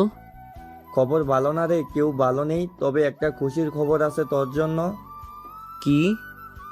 মামা বাসায় এসেছিলেন এবং তার সাথে তার বড় ভাগ্নি এসেছিল। কি তুই সত্যি বলছিস তো? হ্যাঁ রে। রাজ আর রবিন যখন কথা বলছিল তখন রবিনের ফোন বেজে ওঠে। রবিন ফোন নিয়ে বাহিরে চলে যায়। রবিন কল রিসিভ করে বলে, হ্যাঁ বল। ওপাশ থেকে কি বলছে কিচ্ছু শোনা যাচ্ছে না। রবিন হঠাৎ করে চিৎকার দিয়ে বলে, কি বলছো কি? আমি তো কালকে আসার সময় ও সবাইকে বাসায় দেখলাম, তাহলে বাসার বাইরে মানে? এক রাতের ভিতরে কি এমন হলো সবাই যে বাসা থেকে বের হয়ে গেলেন? রবিন ফোনের উপাস থেকে সব শুনে ফোন কেটে দিয়ে রুমের ভেতরে প্রবেশ করে আর পায়চারি করতে লাগলো। রাজ রবিনকে রাগান্বিত দেখে বলে, কি হয়েছে? তুই এমন রেগে আছিস কেন? কিছু না। রবিন, কি হয়েছে আমায় বল। তোর রেগে যাওয়া মানে কিছু একটা হয়েছে। বাড়ি থেকে কল এসেছিল। আঙ্কেল আন্টি ঠিক আছে তো? মা বাবা ঠিক আছে, কিন্তু আমি তো কালকে সবকিছু ঠিক দেখে এলাম। তাড়াতাড়ি করে গাড়ি নিয়ে আসতে বল, আমি এখনই বের হব। আর আমার লোকদের সামনে আসতে বল। রাজ, তুই অসুস্থ এই অবস্থায়? রবিন, আমি ঠিক আছি। আমি তোকে যা বললাম সেটা কর। রাজের কথা শুনে রবিন তার ফোন বের করে কল দিল একটা নাম্বারে। ওপাশ থেকে কল রিসিভ করে সালাম দেওয়ার পর রবিন সালামের উত্তর দিয়ে বলে, গাড়ি নিয়ে এই হাসপাতালে চলে আসো এবং হেলিকপ্টার রেডি রাখতে বলো। আর হ্যাঁ, সবাইকে বলবি সিলেটে আসতে। কিছু সময় পর রাজ আর রবিন বসে আছে হেলিকপ্টারে। রাজ চোখ বন্ধ করে বসে আছে আর রবিন কাউকে কল দিয়ে কথা বলছে। তখন রাজ রবিনকে বলে, রবিন, তোকে তোর 6 বছর আগের পুরাতন কাজ শুরু করতে হবে এবং তোর লোকদের কাজে লেগে পড়তে বল। আরে না, আমি এখন আর এইসব কাজ করা ছেড়ে দিয়েছি। এখন সব করলে নিজের এতদিনের ইমেজ খারাপ হয়ে যাবে। রবিন, তুই জানিস আমি কোনো কারণ ছাড়া তোকে কোনো কাজ করতে বলি না। আমার কথা বিশ্বাস না হলে তুই তোর পুরাতন অ্যাকাউন্টে লগ ইন কর, তাহলে বুঝতে পারবি। আসলে রবিন 6 বছর আগে একটা দলের হয়ে হ্যাকিংয়ের কাজ করত, কিন্তু কয়েক বছর আগে এসব ছেড়ে দিয়েছে। রবিন রাজের কথা মতো তার পুরাতন অ্যাকাউন্টে লগ ইন করে। রবিন তার অ্যাকাউন্টে লগ ইন করার পর রাজের দিকে তাকিয়ে আছে অবাক চোখে। তখন রাজ বলে, কিরে, সত্যি বললাম তো? আমি এতদিন সন্দেহ করছিলাম, কিন্তু 2 দিন আগে সেটা ক্লিয়ার হয়ে গেলাম। তুই জানলি কি করে ভাই? এবার বল, তুই কি করবি? আমি কি তোকে বলে দিব সব কিছু? বন্ধু, কিছু বলতে হবে না, আমি করে নিচ্ছি। হেলিকপ্টার ল্যান্ড হওয়ার আগেই আপডেট পেয়ে যাবি। কোথায় যাচ্ছি আমরা, তুই কি জানিস কোনো খবর ওদের? জেনেছি। রাজ রবিন কিছু সময় পর হেলিকপ্টার থেকে নেমে একটা গাড়িতে ওঠে। রাজ আর রবিন একটা গাড়িতে এবং রাজদের পেছনে 7 থেকে 8টি গাড়ি আসছে। কিছু সময় পর রাজ আর রবিন একটা বাড়ির সামনে এসে গাড়ি থামে। রাজ গাড়ি থেকে নেমে তার লোকদের কিছু ছবি ও কয়েকটা ঠিকানা দিয়ে তাদের কাজে লেগে পড়তে বলল। রাজ তার লোকদের বিদায় দিয়ে বাড়ির সদর দরজার সামনে এসে বেল দিল। কিছু সময় পর কেউ এসে দরজা খুলে দিল। তখন রবিন বলে, ভাবি, কেমন আছেন আপনি? ভালো আছি, কিন্তু তোমায় চিনলাম না তো। ভাবি, আমি রবিন। রবিন, তুমি রাহুলের ছোটবেলার বন্ধু, তাই তো? হ্যাঁ ভাবি। ভাবি, সবাইকে একটু নিচে আসতে বলবেন। কেন? কিছু কথা বলার ছিল। নিপুণ সবাইকে নিয়ে নিচে আসলে রবিনকে দেখে রাহুলের মা বাবা আরিফ নিপা সবাই বেশ অবাক হয়। তখন রবিন বলে ওঠে, নিপাপু, কেমন আছো তুমি? ভালো আছি। আর তুই সেই ফাজিল রবিন না? হ্যাঁ আপু, রাহুলের সাথে খেলতে এসে কতবার তোমার কানমলা খেয়েছি। তবে এখন সবকিছু অতীত হয়ে গেছে রে ভাই। এইসব হলো কি করে আপু? এটা তো আমার মা বাবা আর ভাই বলতে পারবে। আমি তো কিছুই জানি না। আমিও জানি না। যাক, তোকে অনেক দিন পর দেখলাম। তোরা দুইটাই আমাদের বাড়িতে কত মারামারি করতি, বাড়িটা পুরো গরম থাকতো। এখন সবকিছু অতীত। আপু, যদি বলি কিছু অতীত হয়নি। আমার ভাইটা বেঁচে নেই। হ্যাঁ, এখনো তো সবকিছু অতীত। তোমাদের জন্য একটা গুড নিউজ আছে সবার জন্য। কি গুড নিউজ? রাহুল, এই রাহুল, ভিতরে আয়। রবিনের কথা শুনে সবাই বসা থেকে দাঁড়িয়ে যায়। হঠাৎ করে সবাই সদর দরজার দিকে তাকায়। তখনই সবাই দেখতে পায় একটি ছেলে টি শার্ট গায়ে, মাথায় ব্যান্ডেজ, ভেতরে প্রবেশ করে। তখন রবিন বলে, রবিন, কিছু বুঝলাম না। কেউ? আর তুই রাহুল বললি মানে? আপু, এই হচ্ছে তোমাদের 7 বছর আগে হারিয়ে যাওয়া রাহুল। রবিনের কথা শুনে নিপা আপু এসে রাহুলের সামনে দাঁড়ায়। তারপর রাহুলের বাম হাতে কিছু একটা খোঁজ করতে থাকে। তখনই নিপা রাহুলকে জড়িয়ে ধরে কান্না করতে থাকে। রাহুলও নিপাকে জড়িয়ে ধরে কান্না করছে। রাহুল নিপাকে ছেড়ে দিয়ে নিপার চোখের জল মুছে দিয়ে তার ভাবির সামনে গিয়ে বলে, ভাবি কেমন আছো? আমি কারোর ভাবি না। কে আপনি? ভাবি তুমি আমায় চিনতে পারছো না? আমি না তোমার ছোট ভাই। তুই যদি আমার ছোট ভাই হতি তাহলে কখনো আমায় ছেড়ে যাওয়ার কথা ভাবতি না। হয়েছে ডাক্তার, আফাদের এই গুচ্ছা করা মানায় না। আচ্ছা, আমার ভুল হয়েছে। আমি কি এখন তোমার পায়ে ধরবো? ধর। শখ কত, পারবো না। দাও, আমার মাকে আমার কাছে দাও। ভাবির মেয়ের নাম জলি। রাহুল যখন নিপুণের পা জড়িয়ে ধরতে যাবে তখন নিপুণ রাহুলকে জড়িয়ে ধরে। রাহুলও তার ভাবিকে জড়িয়ে ধরে। রাহুল তার বাবা মায়ের সামনে গিয়ে বলে, মা বাবা কেমন আছো তোমরা? রাহুলের কথা শুনে মা বাবা কান্না করতে লাগলেন। রাহুল তার বাবা মাকে জড়িয়ে ধরে বলে, তোমরা কান্না করো না। তোমাদের চোখের জল যে আমার সহ্য হয় না। জানো না মা বাবার চোখে জল এলে ছেলে মেয়েদের ক্ষতি হয়? তোমরা চাও আমাদের ক্ষতি হোক? বাবা, তুই আমায় ক্ষমা করে দে। আমি যে অন্ধ হয়ে গিয়েছিলাম, যার জন্য তোর সাথে অমানুষের মতন আচরণ করেছি। মা, বললাম না আমার কিছু মনে নেই। আর তোমার এই কি হাল হয়েছে? খাওয়া দাওয়া করো না তুমি? বাবা, তোমারও দেখছি একই অবস্থা হয়েছে। তোর সাথে খারাপ ব্যবহার করেছি, তোকে বাসা থেকে বের করে দিয়েছি, তার জন্য আমরা এখন ঘর ছাড়া হয়েছি, নিজের পাপের শাস্তি পাচ্ছি এখন আমরা। বাবা, তোমার ছোট ছেলে এসে গেছে। তোমার বাড়ি, তোমার সবকিছু ফিরিয়ে দিব। চলো খাবার খাবো, খুব খিদে লেগেছে আমার। রাহুল, রিমি কল দিচ্ছে। কে রিমি? কেউ না। কি রে রবিন, সত্যি কথা বলবি না কানমলা খাবি? আরে খাবার দিবে না, জেরা করবে। তারপর সবাই খাবার খেতে বসে। খাবার খাওয়ার ফাঁকে নিপুণ বলে, রাহুল, তোর ভাইয়ার সাথে কথা বলবি না?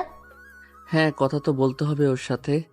ও যে টাকার নেশে আসক্ত হয়ে গেছে, ওর টাকার নেশা থেকে ওকে ফিরিয়ে আনতে হবে। মানে কি বলছো কি রাহুল? টাকার নেশা মানে? ভাবি ও জাহিদ পারভেজের ছেলে সাইদের কাছ থেকে 5,000 কোটি টাকা ঋণ নিয়েছিল। টাকাগুলো ঋণ নিয়ে আবার ওদের কোম্পানিতে ইনভেস্ট করে, আর টাকাগুলো জাহিদ পারভেজ ও তার ছেলে মিলে আত্মসাৎ করে নেয়। ঋণের টাকা পরিশোধ করতে না পারায় ওদের চাপে পড়ে বাবার থেকে লুকিয়ে বাড়ির দলিলে সাইন করিয়ে নিয়েছে। আর এখন তোমরা ঘর ছাড়া। কি বলছিস তুই রাহুল? বিশ্বাস না হলে ওকে জিজ্ঞেস করো তোমরা।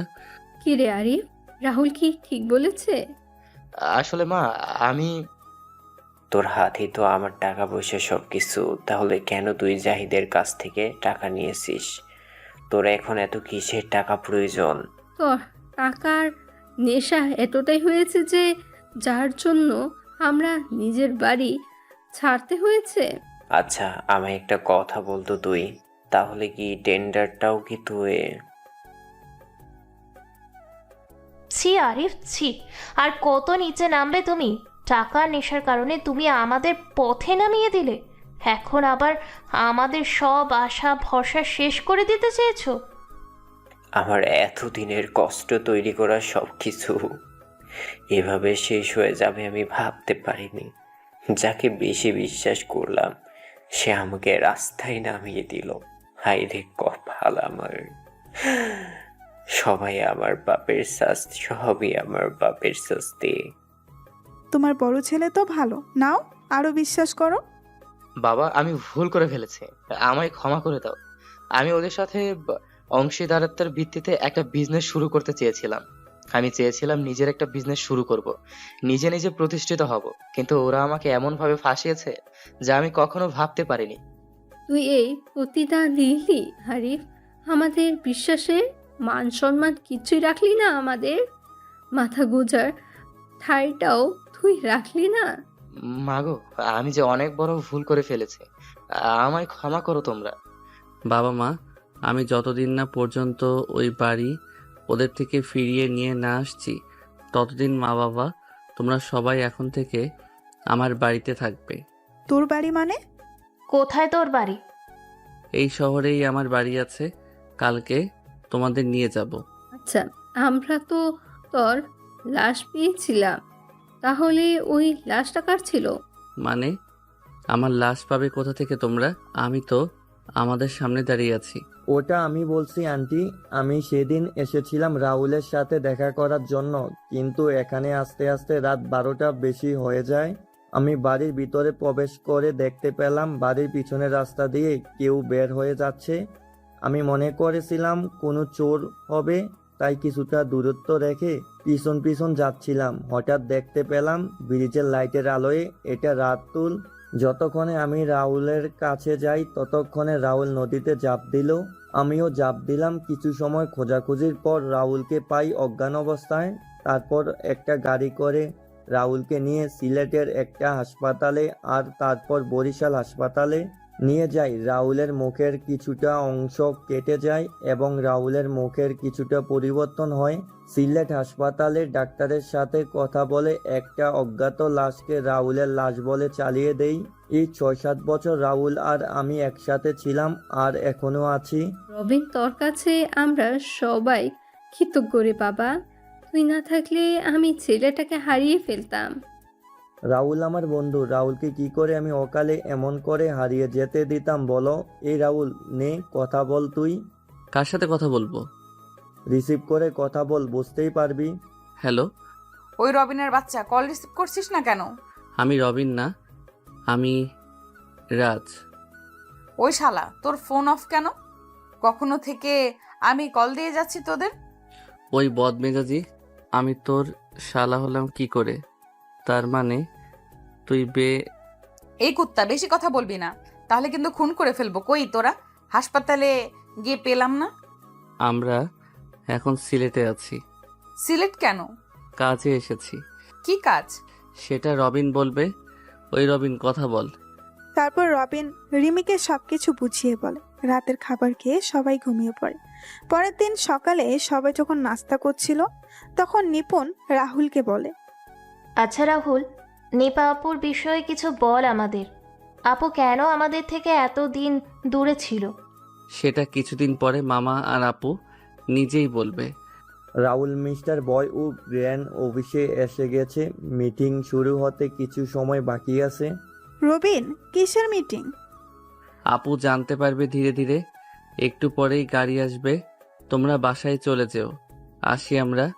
রাহুল আর রবিন বের হয়ে যায় বাসা থেকে। রাহুল গাড়ি চালাচ্ছে, তখন রবিন বলে, এই দেখ কালকে কি কথা হয়েছে ওদের সাথে। রবিন, আমার বিশ্বাস আছে তোর উপর, তাই আমার এসব দেখা লাগবে না। রাহুল, আজকে রানীমা বাংলাদেশে আসবে। কয়টার দিকে বাংলাদেশে আসবেও? বিকেল 4টা ফ্লাইটে। আসতে দে। আর শোন, লোক পাঠিয়ে লিটুকে এখানে নিয়ে আয়। বলা লাগবে না, আমি লোক পাঠিয়ে দিয়েছি। রাহুল আর রবিন অফিসে আসা মাত্রই মিস্টার রয় আর গ্লেন এর সাথে মিটিং শুরু হয়। রাহুল মিস্টার রয় আর গ্লেনকে তাদের কোম্পানির তৈরি সকল প্রেজেন্টেশন, তাদের পণ্য সম্পর্কে মানুষের ধারণা কেমন, পণ্যের উৎপাদন প্রক্রিয়া আর গুণগত মান সব কিছু দেখাচ্ছিল। আর রবিন রাহুলকে সাহায্য করছিল। রাহুল, রবিন, গ্লেন আর রয়কে সবকিছু এক্সপ্লেন বসেছিল তাদের থেকে রেসপন্স পাওয়ার জন্য। তখন একজন আরেকজনের দিকে তাকিয়ে ধীরে ধীরে বলে, কিরে রবিন, কিছু বলছে না কেন? কি রকম করে সবকিছু দেখছে? এই অর্ডারটা না পেলে আমাদের প্রচুর লসের মধ্যে পড়তে হবে। মনে হয় আমাদের প্রেজেন্টেশন ওদের ভালো লাগেনি। আরে এত তাড়াতাড়ি হেরে যাচ্ছিস কেন? দেখি কি বলে। আরে দেখছিস না কেমন করে তাকিয়ে আছে আমাদের দিকে? বাইরের সাংবাদিকরা দাঁড়িয়ে আছে। যদি 19-20 হয় তাহলে আমাদের কোম্পানির লালবাতি জ্বলে উঠবে। চুপ শালা, চুপ।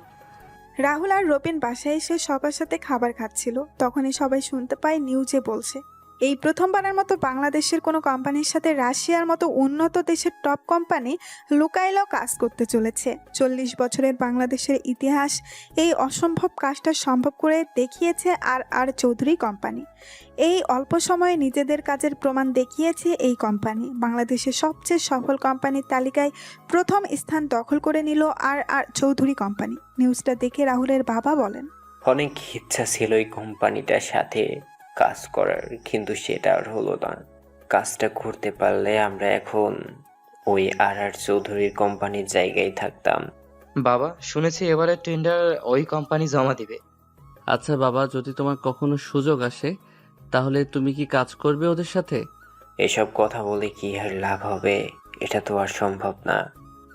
যদি সম্ভব হয় তুমি বলো করবে কি না।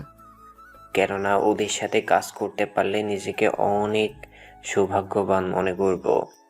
তৈরি থেকো কাজ করার জন্য। আর মিস্টার আরিফ চৌধুরী, নিজেকে শুধরে নিয়ে কাজে লেগে পড়ো। এটাই কিন্তু শেষ সুযোগ। সিঙ্গাপুর থেকে ফিরে কাজ করতে হবে কিন্তু অনেক। সিঙ্গাপুরে যাবে কেন? ভাবির সাথে সিঙ্গাপুরে যাবে। সিঙ্গাপুর যাব কেন আমরা? ভাবি আর কত করবে তুমি এই পরিবারের জন্য? আর কত নিজের ক্ষতি করবে? এবার নিজের দিকে তাকাও, নিজের মেয়েটার দিকে তাকাও। নিজের ক্ষতি করবে মানে? কি হয়েছে নিপুণের? ভাবি, তুমি বলবে না আমি বলবো? রাহুল, আমার কি ক্ষতি হবে? তুই কি সব বলছিস? আরে রাহুল, মজা করে বলছে কথাগুলো। ভাবি, আমরা সব কিছুই জানি। ভাবি, আমি সব জানি। ডাক্তার আঙ্কেল আমায় সব বলেছেন। কি হয়েছে নিপুণের? ডাক্তার আঙ্কেল কি বলেছে? আচ্ছা মা, তুমি জানো না ভাবির কি হয়েছে? ভাবি তো তোমার এই পরিবারের সবার জন্য কত কষ্ট করেছে। না তো, আমি তা জানি না। কি হয়েছে নিপুণের? মা, ভাবির ব্রেন টিউমার, যা ভাবি কাউকে বলেনি। বরিশালে একটা অনুষ্ঠানে আমার ডাক্তার আঙ্কেলের সাথে দেখা হয়। কথায় কথায় তার হাতে থাকা একটা ফাইলের দিকে আমার চোখ পড়ে, আর আমি ভাবির নাম ও ছবি দেখতে পাই। ডাক্তার আঙ্কেলকে জোর করলে আঙ্কেল বাধ্য হয়ে আমায় সব কিছু খুলে বলেন। সেদিন এমন একটা নিউজ শুনে আমার পায়ের নিচ থেকে মাটি সরে যায়। তারপর ডাক্তার আঙ্কেলের সাথে কথা বলে সিঙ্গাপুরে ভাবির অপারেশনের ব্যবস্থা করি, আর কালকে সকালে ভাইয়া আর ভাবি সিঙ্গাপুরে চলে যাবে। কিরে নিপুণ, রাহুল কি সত্যি বলছে? তুই কি আমাদের নিজের মা বাবা মনে করিস না? আসলে মা, বৌমা, এটা তোমার থেকে আশা করিনি। তুমি আমার থেকে এমন একটা রোগের কথা লুকিয়েছিলে। বৌমা, তুমি না একজন ডক্টর, তুমি তো জানো এই রোগের ভয়ানকতা। ভাইয়া, তুইও জানিস না? আচ্ছা, তুই কি মানুষ? নিপুণ, তুমি তো আমাকে কিছু বলনি। তুই না স্বামী? তাহলে তোকে বলতে হবে কেন? তোর শরীর খারাপ হলে ভাবি ঠিকই জানতে পারে, কিন্তু তুই? আচ্ছা, তুই কি কখনো স্বামীর অধিকার অর্জন করতে পেরেছিস? ছুটেছিস তো শুধু টাকার পিছনে, না পালন করেছিস স্বামীর দায়িত্ব, না বাবার দায়িত্ব। সেটা করবে কেন? টাকার পেছনে ছুটবে, কাকে কি বলবে সেটা জানে না। মা বাবার কারণে নষ্ট হয়ে গেছে পুরো। নিজের বইয়ের শরীর খারাপ এটা বুঝতে পারেনি। ও কি মানুষ? সবাই যখন কথা বলছিল তখনই বাসায় নিতু আর রিমি আসে। নিতু এসে তার বাবা মায়ের সাথে কথা বলে নেয়। রাহুলকে দেখতে পেয়ে নিতু বলে, ভাইয়া আপনি এখানে? তুই রাহুলকে চিনিস? রাহুল মানে? আরে ইনি আমাদের কলেজের সিনিয়র রাজ ভাইয়া। উনি সেদিন আমায় সাইদের হাত থেকে বাঁচিয়েছিলেন। ভাইয়া না থাকলে সাইদ আমার সাথে সেদিন কি করতো একমাত্র সৃষ্টিকর্তাই জানেন। না রে মা, ওই হচ্ছে আমার হারিয়ে যাওয়া রাহুল। কি ওই সাইদের সাহস হলো কি করে তোর গায়ে হাত দেওয়ার? আমি তো ওই সাইদকে। এই যে এখন শুরু হলো তার নেতাগিরি। ভাইয়া শান্ত হ। সাইদকে আমি মেরেছি, এরপর সাইদ আর কিছু করতে পারবে না। সাইদ এখন কোমায় আছে, এত সহজে আর ফিরবে না। ভাইয়া মানে? তোর কি এখনো বিশ্বাস হচ্ছে না আমি রাহুল? আমার কেমন যেন গুলিয়ে যাচ্ছে সবকিছু। আয় আমার পাশে, না হলে কান টেনে হাতির মতো লম্বা করে দিব। ভাইয়া। নিতু রাহুলকে ভাইয়া বলে জড়িয়ে ধরে। রাহুল নিতুর সাথে কথা বলছিল, তখনই সবার নজরে পড়ে রিমির দিকে। তখন নিপা আপু বলে, নিতু ওকে? রাহুল, আমি বলবো কি? আমি বলছি, আমিও হলাম রিমি। আমার বাড়ি বরিশালে। আমি রবিন আর রাজ একই কলেজে একই ডিপার্টমেন্টে পড়ি। নিপুণ একসাথে পড়ো মানে? কি ব্যাপার দেবরাজ? নিজেকে প্রতিষ্ঠিত করতে গিয়ে ভাবি আর পড়া হয়নি, তাই আমি আর রবিন মিলে আবার পড়া শুরু করি। আর তখনই রিমির সাথে পরিচয়।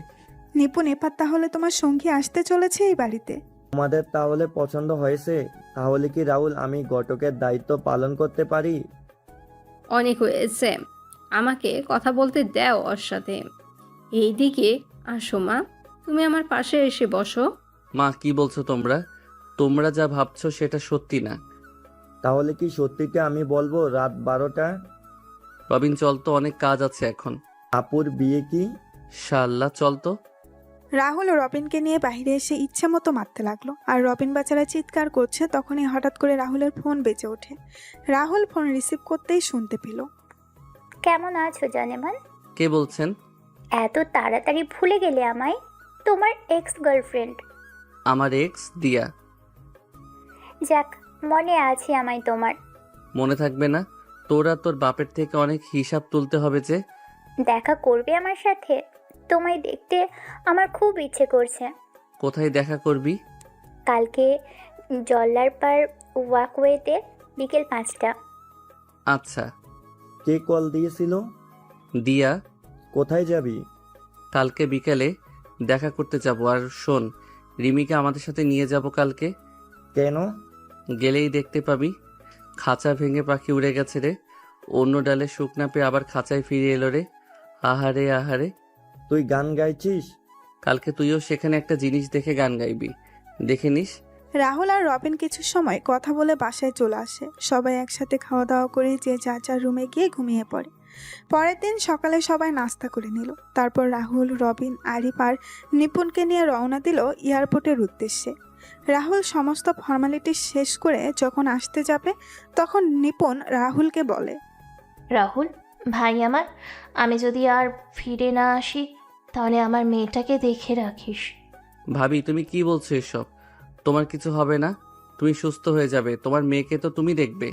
আমি ডাক্তার, আর আমি জানি আমি কোন পর্যায়ে আছি। ভাবি তুমি সুস্থ হয়ে যাবে। তুমি যদি ভেঙে পড়ো তাহলে কি করে হবে বলো? তুমি নিজেকে শক্ত রাখবে। আর নিজের মেয়ের জন্য তোমায় বাঁচতে হবে, তোমার স্বামীর জন্য বাঁচতে হবে, আমাদের এই সংসারের জন্য তোমায় বাঁচতে হবে। ওই হাদারাম দেখে রাখবি, কোনো সমস্যা হলে কল দিবি। আর আমার মা টাকে দেখে রাখবি। মনে হচ্ছে বউ বাচ্চা তোর। আরে ভাই, আমি আছি তো দেখার জন্য। ভাইয়া তোর বাইকে বিয়ে দিয়ে দাও। চুপ শালা, সাবধানে যাবে। এয়ারপোর্ট থেকে রাহুল আর রবিন অফিসে চলে যায়। বিকেলবেলা রাহুল আর রবিন বাসায় এসে খাওয়া দাওয়া শেষ করে কিছু সময় রেস্ট নিয়ে রেডি হয়ে নেয়। রাহুল রবিনকে বলে, রিমিকে নিয়ে আয় তুই, আমি গাড়িতে আছি। আমি নিয়ে আসবো? হ্যাঁ তুই নিয়ে আয়, আমি গেলাম।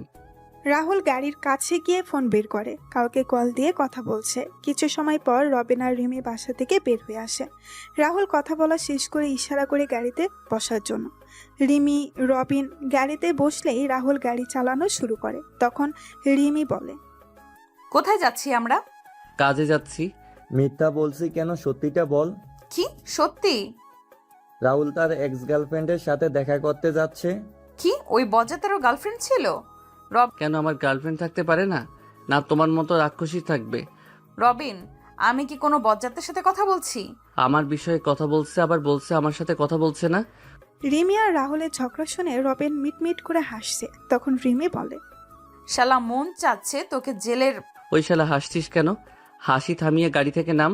রাহুল, রবিন, রিমি গাড়ি থেকে নেমে ওয়ার্ক ওয়েতে হাঁটাহাঁটি করছিল। তখনই দেখতে পায় দিয়া আসছে। দিয়া এসে রাহুলকে জড়িয়ে ধরে বলে, কেমন আছো জানেমান? কতদিন পর তোমায় জড়িয়ে ধরলাম বলো তো। আহ, কি যে শান্তি পাচ্ছি আমি। 6 বছর 6 মাস 6 দিন পর। বাহ, তুমি মনে রেখেছো দেখছি। মনে তো রাখতেই হবে। রাহুল দিয়াকে তার কাছ থেকে ছাড়িয়ে নিল, আর রিমি চোখ গরম করে দিয়ার দিকে তাকিয়ে আছে।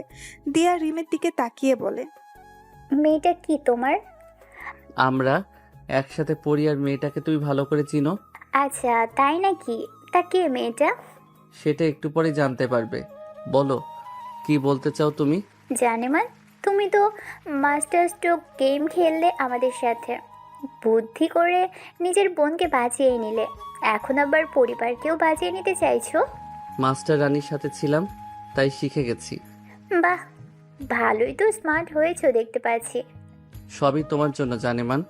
মন চাচ্ছে তোমায় এখন আই লাভ ইউ বলি। তোমার সাথে দেখা না হতে পারে জানেমান। মানে? চোরের 10 দিন আর সাধুর 1 দিন, কথাটা মনে আছে তো তোমার জানেমান? দিয়া কিছুটা সময় চিন্তা করে রাহুলকে উদ্দেশ্য করে বলে ওঠে, তোর সাথে পরে কথা হবে, আর সেটা হবে ওয়েট জানেমান ওয়েট। রিমি, তোমরা যেই রানীমাকে খুঁজছিলে এই হলো সেই রানীমা। কি? হ্যাঁ, প্রমাণ দেখতে চাও তুমি? হ্যাঁ। ওর হাতে 3 স্টার ট্যাটু আর ঘাড়ের পিছনে রানীমা লেখা আছে। রিমি গিয়ে দিয়ার হাত চেক করতেই রাহুলের কথা মতো সবকিছু দেখতে পায়। আর তখনই রিমি তার পেছন থেকে পিস্তল বের করে দিয়ার মাথায় তাক করে। তখনই পুলিশ ও আর্মি সদস্যরা ঘিরে ফেলে চারিদিক। তখন রাহুল বলে, জানেমান কেমন দিলাম? বলেছিলাম এই দেখাই আমাদের শেষ দেখা হবে। তুই জানলি কি করে আমি যে রানীমা? কারণ আমি আজ থেকে 6 বছর আগে তোর হাতে এবং ঘাড়ের পিছনে রানীমা লেখা দেখেছিলাম। আর তুই যেদিন তোর বাবার সাথে কথা বলছিলি সেদিন আমি তোর বাবা ফোন ট্যাপ করে সকল কথা শুনে নেই। আমার অপরাধ কি? ড্রাগস ডিলার ও কন্ট্রাক্ট কিলার রানীমা, আপনার অপরাধ কি আপনি জানেন না? আর এই মেয়ে কে? এই হলো Interpol senior officer Nirmita Chowdhury, Rimi. ধন্যবাদ বজ্জাত। কি বললে? বন্ধু, আমার গান গাইতে ইচ্ছে করছে। শালা, তোর গান গাইতে মন যাচ্ছে এখন? ওরে বেইমান, রাহুল কোন গানটা গাইবো? তোর ইচ্ছে? খাঁচা ভেঙে পাখি উড়ে গেছে রে, অন্য ডালের সুখ না পেয়ে আবার খাঁচায় ফিরে এলো রে। আহারে আহারে, অফিসার নিয়ে যান। শালা, তোরে তো আয় তরে ভিতর নিয়ে যাই তো। সরি, তো চলুন মিস দিয়া ওরফে রানীমা। রাহুল বসে হাসতে শুরু করে। তখনই রবিন এসে রাহুলের কাঁধে এসে হাত দিল। রাহুল ও রবিনকে নিয়ে বাসায় চলে আসে। খাবার টেবিলে নিউজটা সবাই দেখতে পায়। তখনই নিতু বলে, ভাইয়া সেদিন কি দিয়া আপু তোর সাথে কি করেছিল? হ্যাঁ ভাই, বলো কি করেছিল তোর সাথে? সেদিন আমি রুমে বসে ফোনে গেম খেলছিলাম। দিয়া আমার সাথে কিছু কথা বলে চলে যায়। আর গেম খেলার সময় কারোর সাথে কথা বললে ও আমার চোখ ফোনের স্ক্রিনে। হঠাৎ করে দিয়া এসে আমায় জড়িয়ে ধরে আমার মুখে শরীরে খামচাতে শুরু করে। আমি কিছুই বুঝে উঠতে পারছিলাম না। তখন দিয়া নিজের জামা ছিঁড়তে শুরু করলো আর চিৎকার করতে লাগলো। কিছু বলার আগেই মা বাবা ভাইয়া রুমে আসে। আর দিয়া গিয়ে বাবা মাকে মিথ্যে কথা বলে ন্যাকা কান্না করতে লাগলো। বাবা মা ভাইয়া আমার কথা না শুনেই আমায় মারতে লাগলো। হঠাৎ করে দিয়া এমনটা করলো কেন? দিয়া আমাকে ভালোবাসতো, আমাকে প্রপোজ করে, কিন্তু আমি না করে দেই। এর বদলা নিতেই ও এমন একটা কাজ করে। সেদিন আমি মা বাবাকে বলেছিলাম ভাইয়ার কথাটা শুনো, কিন্তু তারা তো নিজের ছেলের থেকে পরের মেয়েকে বেশি বিশ্বাস করলেন। আর এখন শুনতে পাচ্ছ তো তোমরা। এভাবেই চলে যায় কিছুদিন। নিপুণের অপারেশন ভালোভাবে সম্পন্ন হয়েছে। নিপুণরা আসতে চেয়েছিল, কিন্তু রাহুল বলেছে কয়েকদিন সিঙ্গাপুর থেকে ঘুরে আসার জন্য। কালকে মাইনেক ও পাথরের টেন্ডার পাস হবে। এই নিয়ে রাহুল ও রবিন তার বাবার সাথে কথা বলছে। বাবা কালকে রেডি থেকো, এক জায়গায় যেতে হবে। কোথায় যাব? সকালেই জানতে পারবে। এদিকে জাহিদ পারভেজ জিপি দিয়ার সাথে জেলে কথা বলছে। বাবা, কাজ কি এগোচ্ছে? হ্যাঁ রে মা, আমার কথা হয়েছে। ওরা 55% আর আমরা 35%। এটা পেয়ে গেলে আমি বের হয়ে ওই রাহুলের পরিবারকে শেষ করে দিব। হ্যাঁ রে মা। সাইদের কি খবর? সাইদ এখনো কমায় রে মা। চিন্তা করো না। সবাই বসে আছে ম্যাজিস্ট্রেটের অফিসে আর অপেক্ষা করছে কারা টেন্ডার পেয়েছে সেটা জানার জন্য। জাহিদ এবং তার লোকেরা নানান কথা বলছে। রাহুল আর তার বাবা আর রবিন মুখটা কালো করে বসে আছে।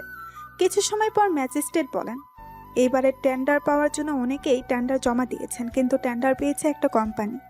যেই কোম্পানি টেন্ডার পেয়েছে তার নাম হলো নীলা গ্রুপ অফ কোম্পানি। সবাই নামটা শুনে বেশ অবাক হয়ে যায়। তখনই সবাই সামনে তাকিয়ে দেখতে পায় নিপা, নিতু আর নীলা চৌধুরী আসছেন। রাহুলের বাবা তো এটা দেখে বেশ অবাক হন। সমস্ত ফর্মালিটিস শেষ করে রাহুল সবাইকে নিয়ে বের হয়। রাহুল জাহিদ পারভেজকে বলে, এতদিন চুরি বাটপারি করে অনেক টাকা খেয়েছে, কিন্তু এখন আর না। এবার সব টাকা উসুল করে নিব। তুই যেভাবে দলিলে বাবার সাইন নিয়েছিলি ঠিক সেইভাবে আমি নিয়ে নিলাম। তুই আমার নানিকে মেরে আমার উপর দোষ দিয়েছিলি, আর আপু সেটা দেখে নেওয়াতে আপুকে মারার জন্য উঠে পড়ে লেগেছিলি। কি বলছিস কি রাহুল? মা তো পানিতে ডুবে মারা গিয়েছিলে, তাহলে?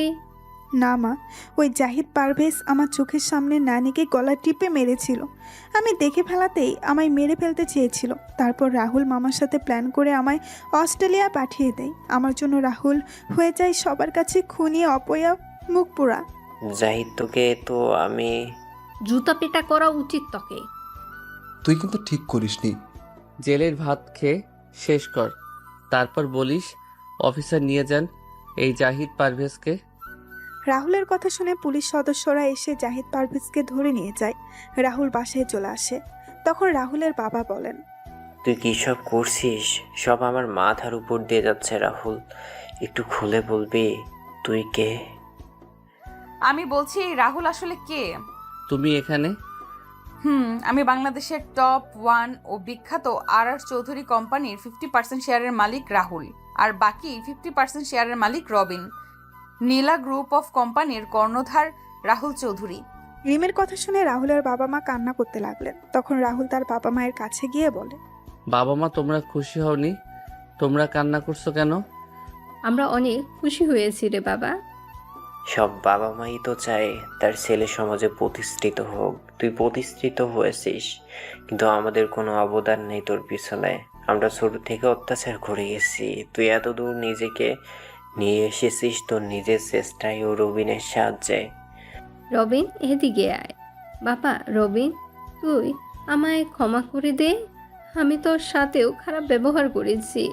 আন্টি কি যে বলো না তুমি। তুমি আঙ্কেল শুধু দোয়া করো আমরা দুই বন্ধু যেন এভাবে একসাথে থাকতে পারি। আহা আপু। আমার দোয়া লাগবে না? আরে লাগবে তো আপু, তুমিও দোয়া করো। সবার কথা বলা শেষ হলে আমার বাবা মায়ের সাথে পরিচিত হয়ে নাও। তারপর সবাই রিমির মায়ের সাথে পরিচয় হয়ে নিল। রবিন রাহুল চলে যায় সেখান থেকে।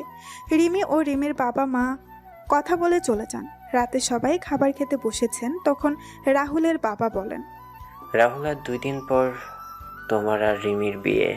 আমি কথাটা শুনে কাশতে শুরু করলাম। বাবা কি বলছো?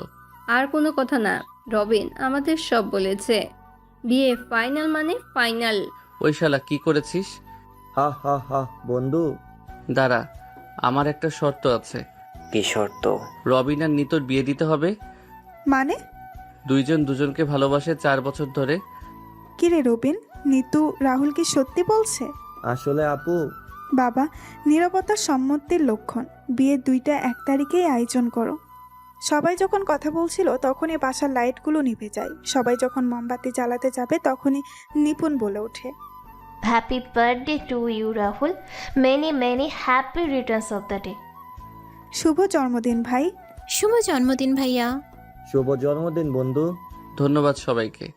ধন্যবাদ ভাবি, আমি ভুলেই গিয়েছিলাম আজকে আমার জন্মদিন। ভাই, তোর বিয়ের খবর শুনে এলাম।